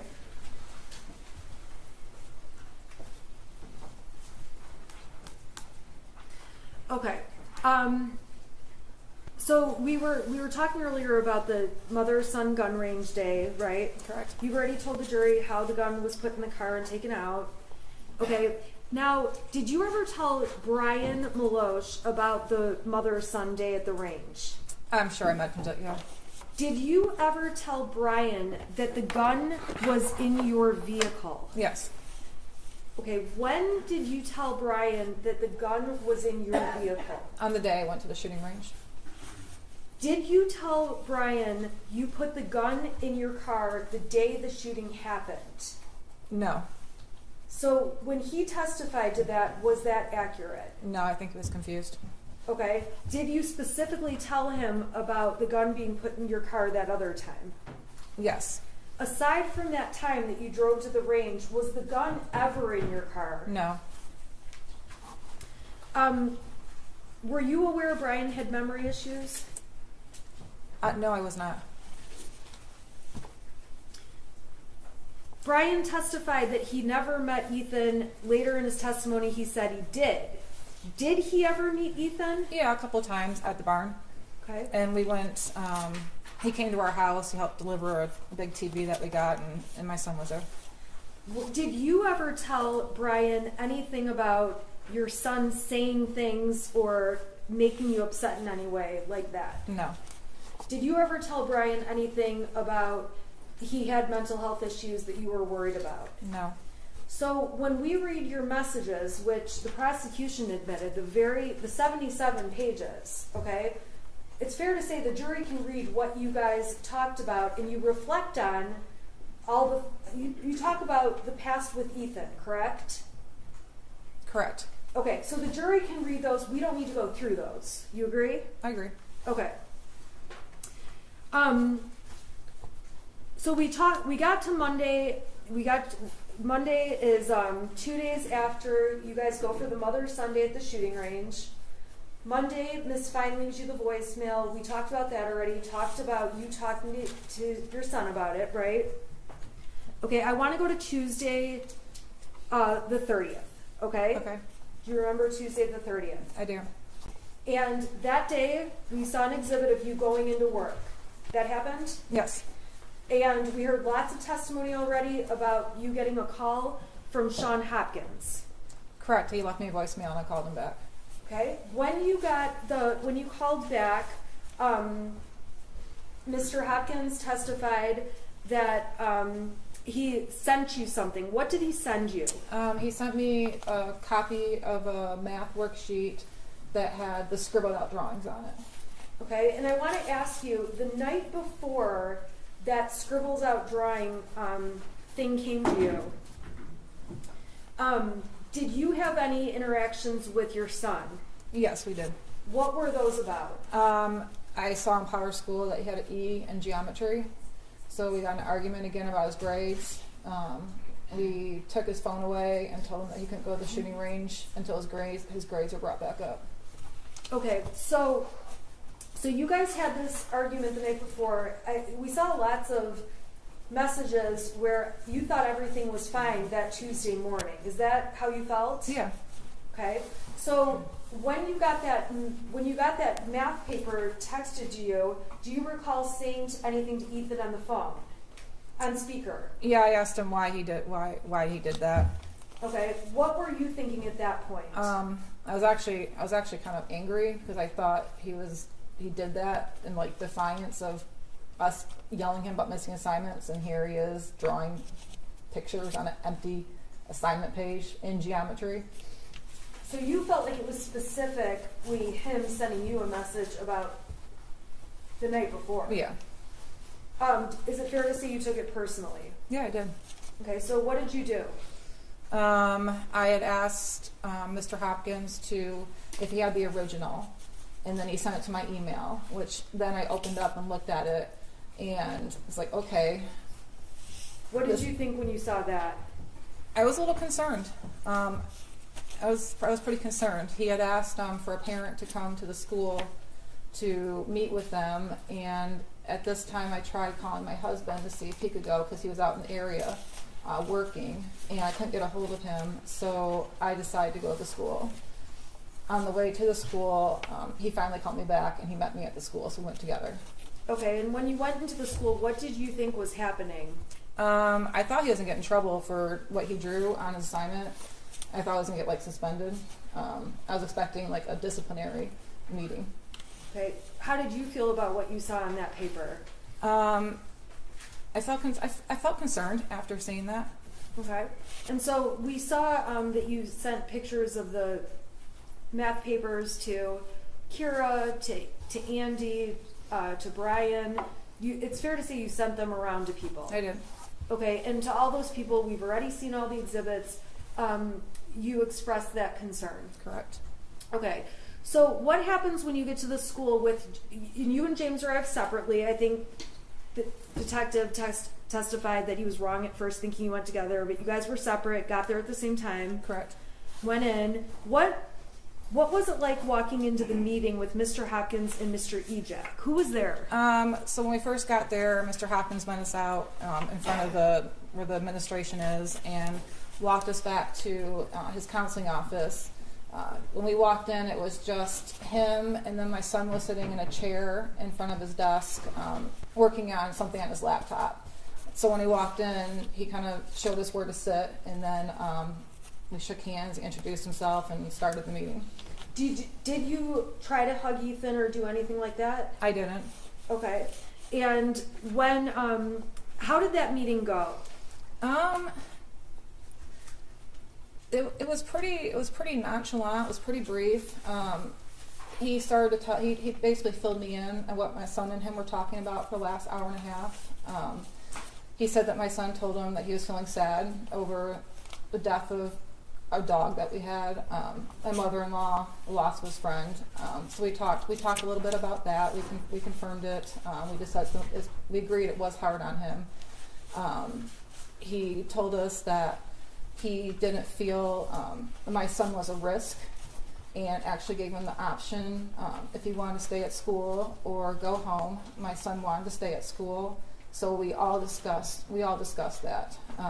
Did you feel like you were taking the position of, I am leaving him at school whether he can be here or not? No, absolutely not. Okay. Were you surprised or were you not surprised? Did you have any feelings about whether or not he could stay at school? I didn't really. I thought the advice that they were giving us was a good advice. We talked about him being sad, and then he said being around peers usually helps. We all agreed to that. My son gets very stressed out when he does virtual school, so we agreed that it might stress him out more to do his school remotely the rest of the day. But there was never a time where I would refuse to take him home. I could easily, if he wanted to go, take him with me. I had no issues with that. Okay, so ultimately, did you take a paper from the school? The counseling papers, yeah. Okay. There was a stack, like maybe 10 sheets with multiple counselors listed on them. Okay.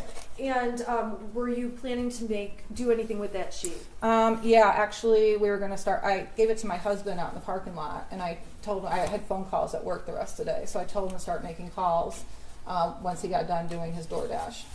Okay. Now, the prosecution introduced and admitted an exhibit, which was a search off of Yahoo about clinical depression treatments. Do you recall ever Googling, but do you recall ever searching that topic?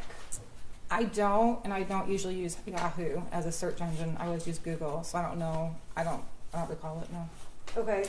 Do you recall how or if you ever saw anything on Yahoo about clinical depression?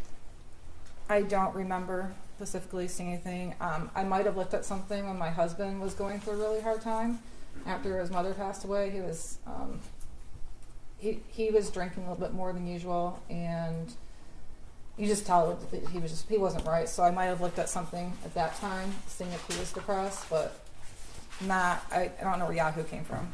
You don't know how the Yahoo came to No. be? Okay. When you're on Facebook and Instagram and all those things, do you ever hit the clickbait stuff? Sometimes on accident. Sometimes I do on purpose. Okay, so that search on Yahoo, you don't remember ever putting that in the search bar? No. Okay. But you are saying it's possible you looked at it. Is that? It's possible. Okay. All right. So let's go back. So you're at the meeting. How did the meeting end? So we all decided that my son was going to go back to his class. So we wrote him a pass to go back to class. After he left, all four of us were in the meeting, and they asked if we had any questions, and we did not. And then I said, I'm going to go back to work. And we left, and I went to work, and my husband did DoorDash. And Did you mean to be abrupt about ending the meeting? I didn't think I was abrupt. Did you think you ended the meeting? I think it just automatically ended when they asked if we had any questions, and I said no. Okay. So when there was testimony about that, I'm sorry, strike that. Let me ask Ms. Smith, I don't want to interrupt you. I'm looking for a natural break. We could do it now. Well, do you need a break? Yeah, Yeah, that's fine. I just want to be considerate of. No, we can go anytime. That's fine. Okay, I don't want to interrupt you. You're fine. That's fine. So, can you take it until about 5 after 3? Second? All rise for the jury. I'll come here and grab those from you. Is it okay if I grab these exhibits? Sure. Jennifer, I'm going to grab these from you.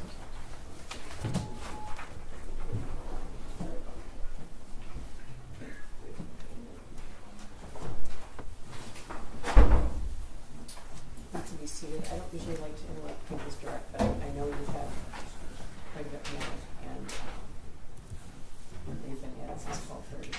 So we're going to take about 10 minute break to 5 after 3. Okay. Judge, based upon the testimony, I need to pull some exhibits, so it'll be longer than 10 minutes. I'd like to get right into cross after direct. So, we'll do that right now, but it'll be longer than 10 minutes. Okay. If that's okay, we're going to need some time, I think. Okay, well, you have quite a bit of direct left, I think. I You have, quite a bit for your son. I have- I don't know how to do I've that. gotten through 3/4 of it, so Okay. I'd say I have a quarter of it left.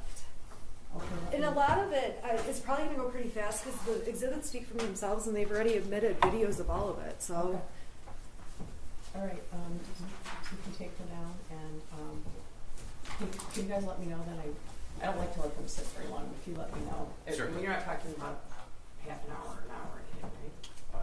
Not an hour, no, but There's, we're trying to avoid standing up and saying we need a time and having to take another break, but No, I get it. we'll go as fast as we can. There's a lot of things to testify about. I think that Mr. Keys Okay. wants to. right.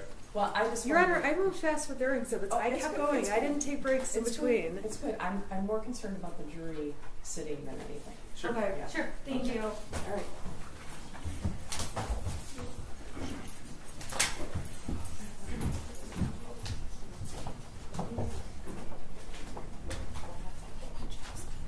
Jennifer, they're gonna take you down. They're gonna take you down, and then they're gonna bring you back up. Okay? They're gonna take you down, and then they're gonna bring you back up. Okay. Okay? Don't talk to anybody about the testimony. Like, I don't want to talk to anybody. Okay. I can't.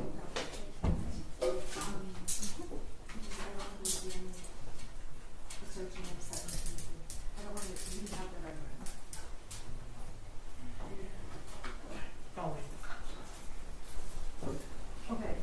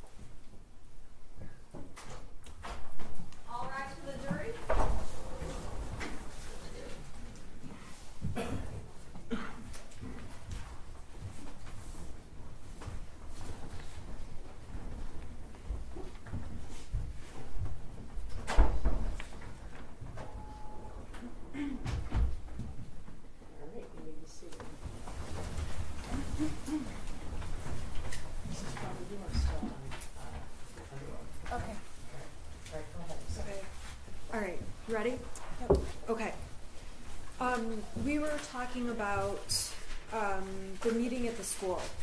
And I think the jury's heard a lot about that meeting, okay? So I'm going to fast forward. You go back to work, right? Yep, We saw the exhibit of you walking back in. correct.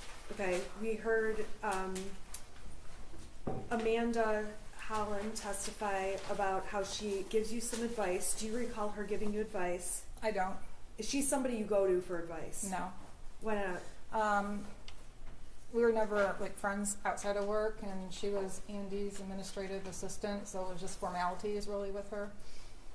We didn't really have anything common. Her child was real young, I had a teenager. Okay.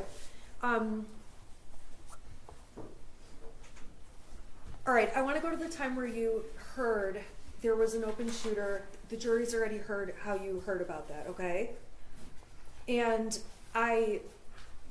we know you got in your car and you drove up to Oxford, right? Correct. Okay. We heard about the description of that caravan. Did you see that caravan? Yeah, I joined it. It's a black SUV, and that was my fastest way to get to school. Okay, so you actually were a part of that with all the law enforcement officers all headed up. Yep, I just kind of jumped in. What is that, Lapeer Road? It started on 75. I work at Square Lake and Telegraph, so I got 75 from Square Lake there. And it was well before the M24 exit. I would say about a quarter of a mile. Tractor was backed up. Okay. Now, you sent a text, and if you need to see it, let me know. You sent a text to your son that says, "You can talk to us." Why did you send him that? After I left the meeting, I knew that he was sad about things, and I just wanted to let him know that he can talk to us about anything. Just wanted to make sure I opened that door. Just let him know that we're there for him. We love him. Okay, and he said he loved you. Do you recall that? I do. Okay, was there anything unusual about that? Yeah, he's at that age where it was hard to get I love yous back out of him. For me to open my text and just see him randomly saying I love you was abnormal for him. Okay, did you think anything at that point? No, not right at that point. I think I said text back I love you too. I don't remember. I believe I did. Yeah. Okay, and later in the thread you say don't do it. So when you hear there's an open shooter at the school, I want to know in your mind, what do you believe is happening? Well, my husband had called me when I was still at work, and he said there's an active shooter at Oxford High School and I can't get a hold of Ethan. And that's when I opened my phone and I saw the I love you text. And then I texted him, are you okay? In the process of it, I was getting my stuff and running out the door, letting my boss know that I had to go to my son's school. It was on 75 when I was trying to get to the exit that my husband called me. He asked me where I hid the bullets, and I told him, and then he said that the gun is missing. So instantly, I'm like, oh my gosh, he's got the gun. I didn't actually think he was at the school shooting it. I thought maybe he walked home and got the gun and was in the field by the school. I didn't imagine my son actually going into a school and shooting. And then when we got more updates, I was like, oh my gosh, he's a school shooter. He's going to kill himself, because in my mind, that's what school shooters have done. They've killed themselves after. So I yelled in my talk to text, Ethan, don't do it, because I thought he was going to kill himself. At that point, did you think Ethan had killed anyone? No, I didn't even think he shot anyone at that point. Well, that was going to be my next question. Did you believe he injured anyone or shot anyone, did anything? No. I thought he was going to kill himself. Okay. So you find out the gun's missing, so you do think he's got the gun, but is going to turn it on himself. Right. Okay. So where did you, at that point you went to the substation? I think we saw the video. Yeah, my husband had called me when I got close to the house, and he said the substation just called and they want us to come down there. They have my son. And so I picked him up on the way, and we drove to the substation together. When you say picked him up, picked who up? The my son was in custody, basically. The Right, substation. so who did you pick I up? picked up my husband. I'm sorry. Okay, you picked up James. Okay, what was going through your mind at this point, going from picking James up to the substation? I don't know. I asked my husband, I was like, is he alive? And he said, oh no, we're going down there. I didn't really know what to think. I was kind of it was kind of hazy. It was kind of, everything was a little surreal. I still didn't believe that he actually shot anybody or was in the school. I just knew that there was gunfire. I didn't know the extent of it at all. So when you're at the substation, did you asked them about fatalities? We saw it on there. That wasn't at the sus. Oh yeah, I did. Okay, but you didn't get an answer, right? No. At not that there. point, were you thinking that anyone was injured or that anyone was hurt? He did say there was injuries, and at that point, my mind went to, we can handle injuries. We can handle injuries. I went into kind of like go mode, like what do we have to do? My son's arrested. I did not think there would be any fatalities. You didn't think there would be any injuries? No, I didn't think there would be injuries. I didn't think there'd be anything, but I just went into that mode, like we can handle injuries, and we can figure this out and go from there. Okay. We saw the interview at the substation. Yes. I'm not going to go through all that with you, okay? After that, you go to your house. Is that correct? Correct. And the next thing, police are at your door. We were at the house for a minute, and we were putting some hot water on the oven, on the stove. My husband walked out back to the side of the house. I saw him walk towards the end of the driveway through my kitchen window. I was sitting in my kitchen on my phone talking to my dad, and I realized my husband was gone for a little bit longer. I didn't see him walk back, so I walked out the front door of my house. And what'd you see? There was a bunch of officers with guns drawn on me. Have you ever been in that position before? No, I have not. What did you think when that happened? I don't know. I remember just dropping my phone and putting my hands up and then being handcuffed.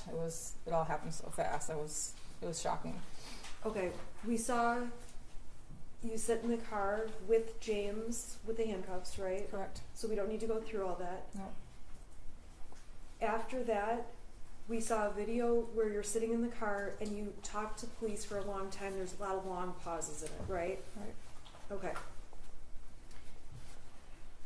I'm not going to go through that whole video right now, okay? But if there's something you need, you can let me know. During the substation meeting, while you're with Joe Bryan, Judge, this is direct examination. I'm Who, what, where, I'm then, what asking a happened? question. I'm just putting us in a space. I'm going to ask a non-leading question. Okay. So we all can see that you are using your phone while you are speaking to law enforcement. I want to know what you're doing on your phone. It's not leading. What were you And the doing on whole your phone? jury can hear you constantly saying What were you object. doing on your phone? First I was looking for the paper to show the officer that was sitting next to me. The first one I pulled up, I couldn't get to zoom in, so I had to search through my emails for the other one to get that pulled up. Once I got my phone back, I'm pretty sure I was going through the mass amount of text messages and Facebook messages I was receiving from family and friends asking if my son was okay, because at this point in time nobody knew anything. I was also messaging with my my boss, who happens to be an attorney, trying to get his advice on what to do. I was on my phone, I'm not going to deny it. I was probably looking at text messages and Facebook messages and just trying to get updates on anything. Is that the same or different when you're in the back of the patrol car? What do you mean? There's a point where you're in the patrol car by yourself. Right. Okay, you've got your phone. Tell us what you're doing on your phone at that point. I know I was messaging with my dad a lot because I had dropped the phone when I was talking to him and I got arrested, so I was filling him in what was going on. I was also messaging immediate family members and close friends that my son was okay, but he was the shooter. So that's mainly what I was doing. What was your state of mind like at that time? I don't know. I was It was pretty numb. I didn't really believe. I had a hard time. I don't know. I was numb. I didn't really believe like everything was happening the way it was. It was surreal. My mind was in all different places. As well. Okay, so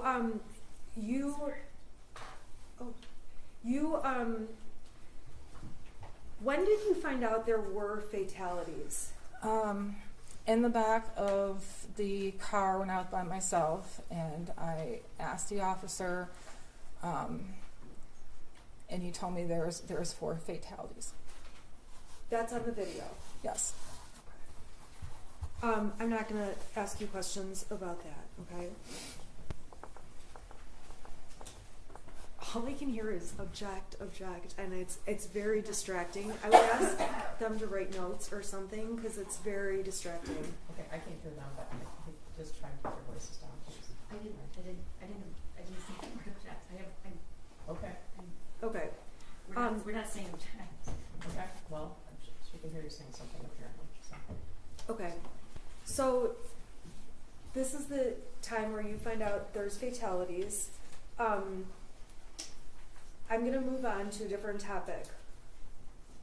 On your cell phone, do you have a habit of deleting messages? Usually it's threads. Okay, explain to the jury what you do, because go ahead and explain. Well, on Facebook, I do a lot of Facebook Marketplace, so I get a lot of messages. What's Facebook Marketplace? Where you buy and sell things. So the first main screen of my phone will get clogged up with Marketplace messages, so I'll just delete threads till my main people come up that I talk to on a regular basis. If that starts getting full, I delete those threads too. Same thing with text messages. I delete threads until the main people I talk to are up on the main screen, so I don't have to scroll down to find them. Okay, so is that a habit that you started that day, that month? When did you start doing this deleting texts thing? Pretty much when I got a cell phone. I've always done that. Okay. Did you go out of your way, in this case, to delete like certain messages? Not intentionally, no. And so when there's a message they say you deleted that indicates the gun was locked, do you recall deleting that message? No, I completely forgot I sent that message. Or unsending it, I'm sorry. No, I don't remember. Okay, there's another message that is unsent talking about we did everything right, that kind of thing. Do you recall unsending that message? No. Okay. So when law enforcement got found that there was a lot of deleted content, does that surprise you in any way? No. And you don't dispute, you've seen a lot of text message threads that have been admitted. You agree those were a lot of the messages going on, is that right? Right. And a lot of those are what were deleted. Correct. Okay. So after you're interviewed, there was a point where the police tell you and James you guys need to leave the house, is that right? Yes. Where did you guys go? We went up to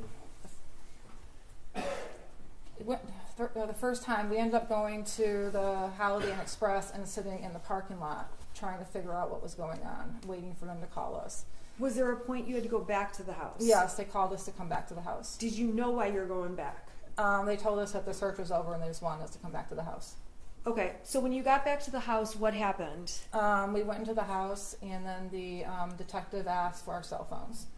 And were you reluctant about giving over your cell phone? Yes, I was. Okay, why is that?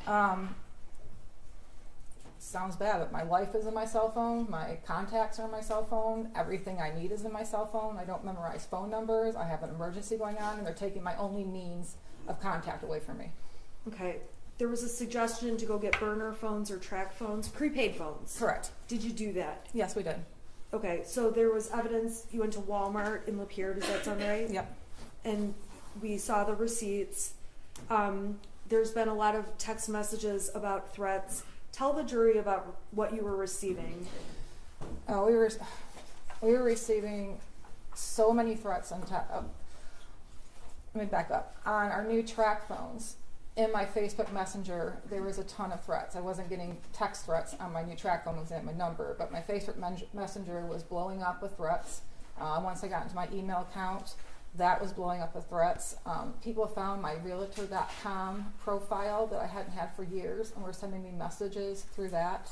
I had people sending me screenshots of text threats they found that I didn't know about. How were you feeling at this point? I was feeling pretty scared. Okay, scared of what? Well, scared that somebody might hurt us. Okay. At that point, did you ever go back home? This is the first time, right? I'm talking after you bought the track. Oh, phones. no, we went to the hotel in Lapeer. Okay. So you go to the hotel in Lapeer, and then how long did you stay there? Just one night, Okay, so that was the night of the 30th. the 30th. Okay. What did you do on the 1st? We woke up. I knew I had to make arrangements. I had a senior dog and 2 cats still at the house. I didn't know what to do with. My neighbor was sending me updates, letting me know that there was still media around my house, that my house had multiple random pizza deliveries that people were calling in. So I had to get dog food for our dog, and I met her at the actually in the church parking lot behind Red Naps that afternoon to give her the food. Okay, and I believe that we've heard about that and saw the GPS stuff. Did you go to any banks? Not on that day. Okay, did you go any time that week? Yes. All right, why were you going to banks? When all this unfolded and we found out that it was my son that was a shooter, I get a lot of advice from my dad. My dad's been involved in some civil suits before. He told me that there's probably going to be a lot of lawsuits, and they're going to try to take your assets. And I didn't really have any assets. The bank owned my house, the bank owned my cars, and all I had was the cash in my bank. And he said they could freeze your account. So I went and withdrew money from my account. My dad also deposited extra money in my account during that time to give to us, help us retain a lawyer, which I withdrew as well. Okay, so you withdrew that money. Did you withdraw anything from an account that had Ethan's name on it? We transferred money from that savings account to our account. Okay, explain that account. I know it says Ethan's name on it. Is anyone else listed on the account? No, it's a Simply Kids savings account through Flagstar Bank. So he opened it with $200. I don't think he really had any more than $100 left after things he wanted to buy, but I transfer money from my check into that account, so we kind of use it as a savings account too. Okay, did you leave any money in that account? If we did, it was very little. Okay. On December 1st, we heard testimony already that your son was charged. You watched online. Is that accurate? Correct. Okay. We heard on the 1st, did you guys stay at the hotel in Lapeer, or did you go somewhere else? No, we went to the extended stay in Auburn Hills. Okay. Why is that? Probably for the cheapest rates, and it was a decent hotel. Not any other reason why. Okay. So how long did you end up staying at the extended stay in Auburn Hills? We ended up staying there for 2 days. Okay. And then we've heard testimony that charges were going to be announced at some point. Did you know when charges would be announced? No, I was kind of following the news articles, trying to get updates.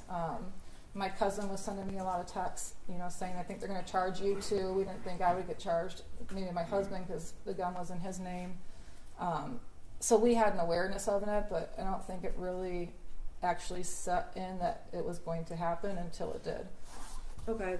So we heard testimony that on December 3rd, you end up at an art studio. Explain to us what was the hotel? Extended stay in Auburn Hills. Correct. Okay. Tell us all where you went. How do you get from that hotel to the art studio in Detroit, and why? Give us the rundown. So we ended up going to Owasso to get our normal cell phones, so we couldn't shut down accounts. Why couldn't you shut down accounts? Because the two-factor authentication, so it was sending a text message to my old phone number I didn't have, so I had my employer yelling at me to shut down my LinkedIn account, my Instagram account, because I had my employer's name all over it. So we had to get our cell phones with our old numbers on it to get that back. Were you trying to deactivate Facebook and stuff too? I was trying. Well, I already deactivated Facebook. My husband needed to deactivate his Facebook. I had to deactivate LinkedIn and Instagram, and I couldn't get into my email on my burner phone because of that two-factor authentication code thing. Okay, so you guys went to Owasso and Yes. got what? We got regular cell phones with our old numbers on it. Okay. Then what? Then it's when Andre, my friend, called. Is there any reason you went to Owasso to get those phones? Yeah, we didn't feel safe in the local area. Okay, so you drove like the hour they tested. Okay. All right, so then what? So my friend Andre, who owns the art studio, called and was checking in to see how we were doing, and he wanted to stop by our hotel. It was the night of the 2nd. So he actually came to our hotel that night, and he invited us to come to his art studio the next day just to be around a friend, he wanted to buy us sandwiches, he wanted to show us art studio. He's just a really nice guy that was just offering a friendship during that time when we didn't know what was going on. So that's how we ended up going to the art studio. Okay, how did you get to the art studio? I drove. Okay, drove what? I drove my car, and with my husband left our other car at the hotel. Okay, so we've heard about how one car is like left at this hotel. That's because you guys went together to Correct. Detroit. Correct. Okay. Did you know you were going to get charged at that point? We had heard they might announce charges sometime that day. Okay, but I want to know, did you know you were definitely being charged at that point? Oh, no. Okay, so tell us what happened when you got to the art studio. I think we saw him show you where to park. Is that what happened? Yeah. Why did you park where you parked? I was parking close to the dumpster, and he told me to move away from the dumpster because people like to throw stuff out there. So I moved. He showed me where to park, so I wasn't taking anybody's parking space or blocking the dumpster or any of that. Okay, so then what did you guys do that day? He showed us around the building, and then we went to the art studio. Andre had a business meeting, I think at 11 o'clock that day, and so he left the building for a little bit. He came back after charges were announced. So he came back when we found out we were getting charged. He brought sandwiches back. At that point in time, How were you feeling at that point when you found out you're getting charged? just freaked out. I've never been charged anything in my life. Okay, so you've never been charged with a crime like this? Like this, correct. Okay, of this magnitude. Correct. All right. So so you know you're charged, or you know that they want you. What was your plan at that point? Well, I was in touch with my attorney. Me. You. And I was taking your advice that we're going to turn ourselves in. When were you planning to turn yourself in? The next day, so it would be Saturday morning. Okay, why was that? That's when the Novi court was doing arraignments that day. Okay, so on Friday, the whole afternoon, you know you're being charged. That afternoon, what was your plan at that point? Or what were you doing at that point? I was debating whether or not to go back to Auburn Hills and stay at the extended stay. And I think this is before we even knew there was a manhunt out for us. Okay, Your Honor, may I approach the witness with the defense exhibit, proposed exhibit A? The prosecution has received it. No objection. Do you object to submission? Okay, thank you. Okay, A is admitted. Can you tell the jury what that document shows? It's a Priceline.com travel itinerary, your trip from December 1st. Okay. Last visited 12/3/2021. Okay, so when you're, on 12/3, are there also searches for another hotel?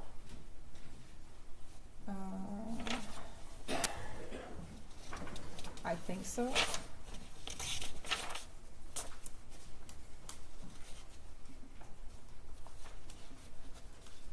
Yeah, there's a Priceline checkout, Auburn Hills, 12/4, 12/5. So I think I was looking at for those dates. So you were planning to, is it fair to say then you're looking for a hotel? Objection deleting. Sustain. All right, so that exhibit, what does it tell you about your plans for 4/4 to 4/5? To be in Auburn Hills, extended stay. Okay. What is Priceline? It's an app where you can get last minute hotel deals. Do you agree these are your searches? Yeah, I'm always on Priceline. Okay. Ultimately, on the night of the 3rd, were you aware on Friday afternoon if you could go into court that afternoon? What was your awareness?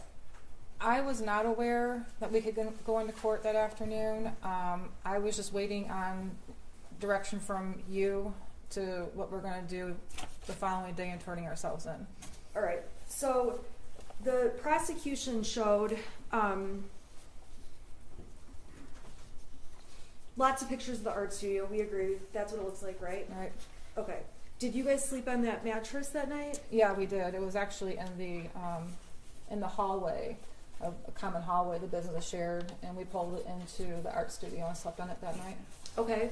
Did you? The prosecution showed receipts and supplies that were bought, things like that. Who went to the store and did that? My friend went to the store. We gave him a list, and he picked up things for us. Okay. Why didn't you go to the police department? This is so distracting. I'm having a really hard time. I can move maybe and ask. Okay, try not to talk about it. Okay. So who bought those supplies? My friend did. Okay. Why didn't you and James just go on your own to the police department and turn yourselves in? Because we didn't feel it'd be safe. Okay. Why is that? Just the fact that the entire community and Michigan knew that we were expected to turn ourselves in at the police department, so they would know where to go. Okay. And so that night, did you and James sleep there? We did. What time did you go to bed? What happened? Just really quickly. I want to say it was after 11, maybe around 11 o'clock when we finally went to bed. We both, I'm prescribed Xanax for anxiety, and we each took 4 because we knew we were going to turn ourselves in the next day, and we hadn't slept in 4 days, and we just wanted to sleep. Okay, so you each took 4. We did. Okay, and so the next thing, the next piece of evidence we saw was them coming into that art studio. Do you recall that? I recall my husband screaming, and there was people with guns again in our face, officers. What were you doing prior to hearing your husband screaming? We were sleeping.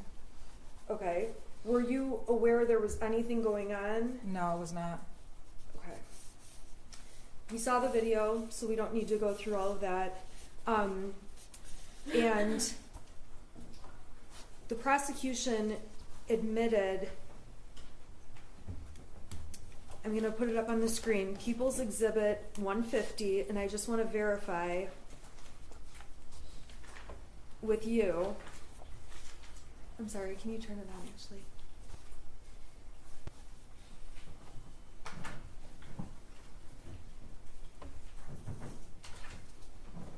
Okay, do you see it on your screen? I do.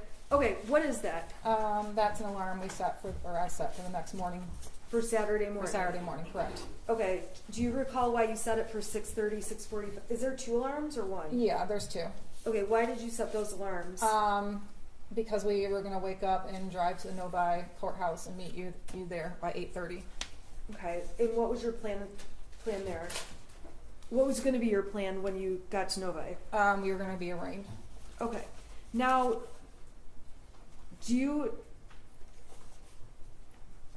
there was Everything's still evidence. up. Oh, whoops. There was evidence that your purse and belongings were found in totes there. Do you remember seeing all those pictures? I do. Okay, tell the jury why those were your purse and personal effects were in those bins. I didn't know if we were going to jail. I didn't know if we were going to be bonded out. I didn't know what was going to happen. So I had told my friend where I left my purse and my backpack, where I did have pretty much all my money in it, to grab those the next day, or when he's at the studio. He's not usually there on the weekend. So I put them in the totes just for extra precaution. In some of the messages the prosecution admitted, you say that you failed as a parent. Are you a failure as a parent? I don't think I'm a failure as a parent, but at that time, I guess I felt bad that Ethan was sad at those things, and I guess I don't know, I just felt like I failed somewhere. I don't really know how to describe it. It's just that point in time, I just kind of felt like somewhere I failed. Do you believe there was anything, do you believe that you knew or had reason to know your son was a danger to anyone else? No. As a parent, you spend your whole life trying to protect your child from other dangers. You never would think you have to protect your child from harming somebody else. That's what blew my mind. That was the hardest thing I had to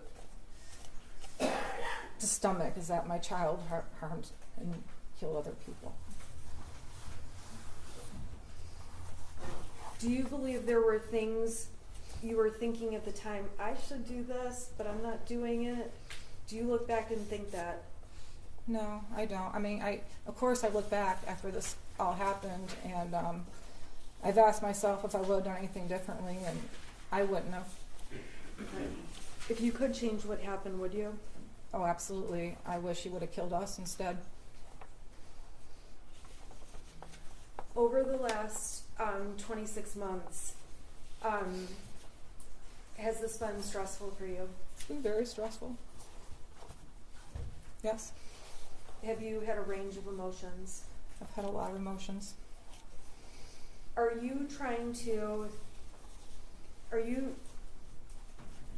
Do you believe you are the victim here?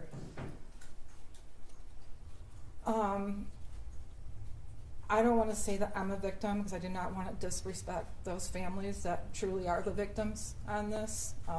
But we did lose a lot. Okay. You've lost everything. We did. I'm going to have you come back tomorrow morning at 8:30 in the morning. All right? The mom's looking for the natural break. I need to instruct you during the trial, do not read, listen to, or watch any news reports about the case. Under the law, the evidence you must consider to decide the case must meet certain standards. For example, witnesses must swear to tell the truth, and the lawyers must be able to cross-examine them. Because news reports do not have to meet these standards, they could give you incorrect or misleading information that might unfairly favor one side. So to be fair to both sides, you must follow this instruction. Do not go on social media, do not post, do not go on Facebook, do not do research, do not discuss the case with anyone, do not watch the news, do not read a newspaper. You guys have been really great, and we appreciate it. All right, so I'll see you tomorrow at 8:30. Right. All rise for the jury.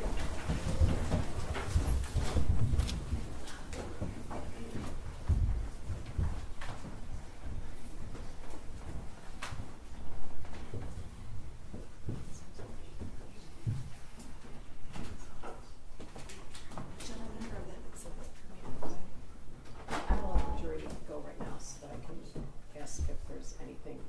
You can sit. Is it okay if she comes out? Yeah, she can step back. You can be seated. This is not your jury, though, so I think to do this. You're going to do a cross tomorrow Yes. morning. And then do you know what you're going to do next? I don't. Your Honor, my client and I have a number of witnesses on our list. Okay. And to be quite frank, I'm going to go to meet with her. Okay. Or I have arrangements to meet with her. Okay. I have opinions about what we should do. I know that our opinions have not matched, and so we need to have some discussions. Okay. I just don't know who I'm going to be calling based on that. But the prosecution has my list. Okay. It's the same as it's been. Nothing's changed. Okay. I actually have 2 names I can give them that I know I'm not going to call. Judge, shortly before trial, the people filed an notice of intent to admit something should the defense counsel assert a privilege, that privilege being attorney-client communication. Questions asked of the defendant, I believe, caused a revisiting of that ruling. Okay, meaning what? Meaning that there was a thumbnail photograph recovered off of the defendant's phone from a time period where the police were on scene at 1111 Bellevue in Detroit. The defendant has testified that she was waiting to hear for instructions from Ms. Smith. She can't testify to any communications between herself and her attorney without waiving the privilege. That privilege has been waived. We should be now entitled to explore what that text message was. The timing of it was very important, especially considering the timing of the 911 call in Detroit, as well as the timing of the fugitive team's arrival in Detroit, and the timing of the arrest of the defendants. Are you talking about the text that I already saw? Yes, Judge. The 2-word text? Now, but the issue is, when it was seen, it was immediately closed because it was recognized as potential. Okay, I understand that. I guess I'm asking you to be more specific without me being more specific. Well, there were 3 texts, not 2 words. Okay. No, is that what I saw already? Yes. Okay. So, I guess a few things come to mind. When I received that, we had a previous motion about this. It's unclear to me whose phone that was. That's just one thing among many other issues. Right. We can't explore it if it's a potential attorney-client communication. So it was never investigated. That's why we brought it to the court's attention and counsel's attention immediately. Your Honor, and that's after consultation actually with the Michigan State Bar Ethics Hotline. Well, one of the reasons I asked you that is because I know there were 4 phones from there, and 2 of the phones didn't have specific numbers. I don't know if that came from one of the phones that specifically belonged to one of the defendants. Yes. The answer to that question is yes. Okay. Your Honor, if I may, when I was questioning my client, I was asking her what her plan was, what she was planning to do. She said what she was planning to do. I didn't expect that she was going to say, anything about me. I thought she was just going to say we were waiting for information, we were waiting to turn ourselves in, waiting for directions, and we had a backup plan. We'll go to court on Novi in the morning. I don't believe she's opened attorney-client privilege as to this topic. And to be honest, I don't even know what they would have. This hasn't been an issue since the beginning of the case. It's not just the privilege, it's also to impeach what we believe to be false testimony. That's important in cross-examination. Your Honor, the prosecution has tried to make me a witness. But I've made arrangements often with law enforcement and prosecution teams to turn my client in. Okay, I have never seen. The police are not required to wait. I'm not saying that, but Right. what the police did is they tried to make me a witness. They made police reports with my text messages and tried to turn me into a witness when it's typical for I think you're giving him too much credit. Well, for when it's I texted Karen McDonald and said I was representing the Crumbleys. Okay, but On Friday morning, the she police- would not get back to me. she doesn't have to get I know back to she you, and doesn't. the police do not have to ask you for permission to arrest your client. I completely agree. That's not what I'm suggesting. I'm suggesting that I was waiting for Miss McDonald to work with me to turn her in because she texted me the night Prosecuting before attorney does we'd not work arrange it out. fugitive surrender. We Well, actually had evidence of that. I Sergeant thought- Hendrick as well as Lieutenant Willett. I thought we had professional courtesy going, that we were working together, and then she wouldn't call me back all day. And I said, okay, then we have to go turn you in. I want to turn her into a court. So we went to the Novi. We were going to the Novi court at 8:30 because they do weekend arraignments. Okay,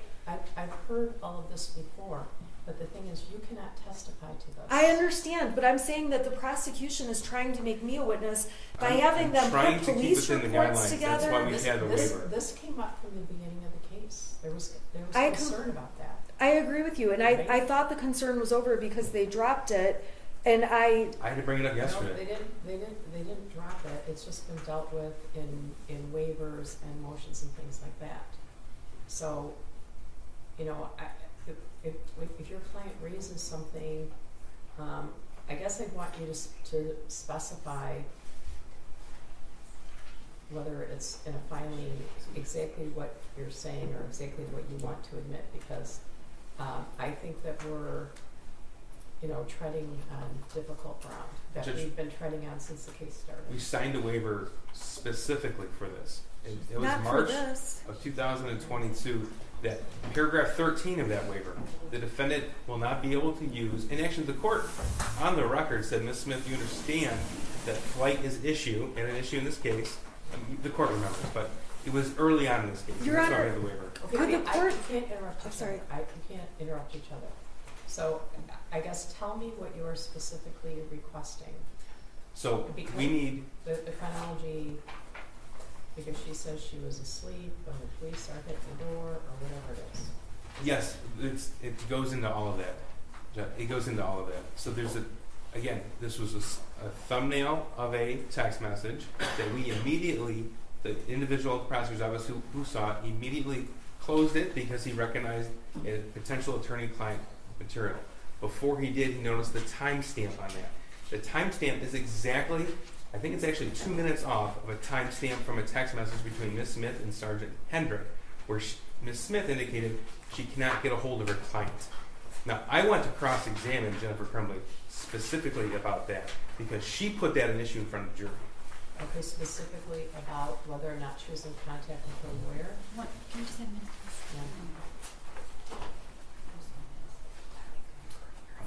I guess one of the problems is you can't use your shield as a sword. That's a problem. Your Honor, I'm suggesting that if my client opened the door to that in any way, that you instruct the jury they're not to consider it and strike that testimony. We did not intend to open that door. I don't even remember, and I don't even know what that text message is. I saw that. I obviously responded to their filings. I have no memory of that text or this timing. So, Okay, what does that have to do with anything? well, I'm just saying that I would just say that this should just be instructed to be inadmissible and tell the jury to absolutely ignore any testimony about any communications with the attorney. The waiver, the defendant signed the waiver. Defense counsel signed the waiver. Again, sword and shield, Judge. This is exactly what counsel is doing, and we can have someone from computer crimes extract any conversations, communications between the defendant and her attorney. The court can review it in camera. I think that you're specifically trying to impeach her statement that I did not talk to my lawyer that night. I'm trying to remember the exact statement. Well, the timing of when she was awake, when she sent the message, the fact that she indicated she was asleep, the method in which she indicated how she fell asleep, and with the assistance of 4 Xanax. It's important to explore those particular details, Judge. The timing is crucial. Okay, well, I might allow you to ask the question. You said you were asleep at 11 o'clock because you took 4 Xanax. I might allow you to ask, isn't it true that you texted your attorney at 11:03 or whatever it is? I might let you ask that. But the thought that you want me to do an in-camera review of every communication between Mrs. Crumbley and an attorney that could potentially breach the attorney-client privilege, I'd be satisfied with just that timing, that message, Judge. okay, well, I guess I'm gonna invite you. I feel like every night you're getting a homework assignment. Of course, I have my own homework assignments. But if you would like to send me a case, do a short memo, anything like that you'd like me to read at 4 o'clock in the morning when I should be sleeping, that's what I'll do. The issue is that Jennifer Crumbley testified that she did what she did because her lawyer told her to. That's the crux of it. And there's evidence to the contrary. And I want that evidence to be admitted. Okay, are you specifically, okay, those are 2 different things though. Are you specifically talking about the text that we dealt with last week? Or are you talking about other communication that was dealt with previously? I think last week is the one we're referring to, Judge. That's Okay. All right. the motion that was filed. Okay, There's also text messages from Ms. Smith to an officer. There's no privilege there. there's no privilege. Correct. So that's naturally going to be part of cross-examination. Okay. But specifically right now, I want the court to review that.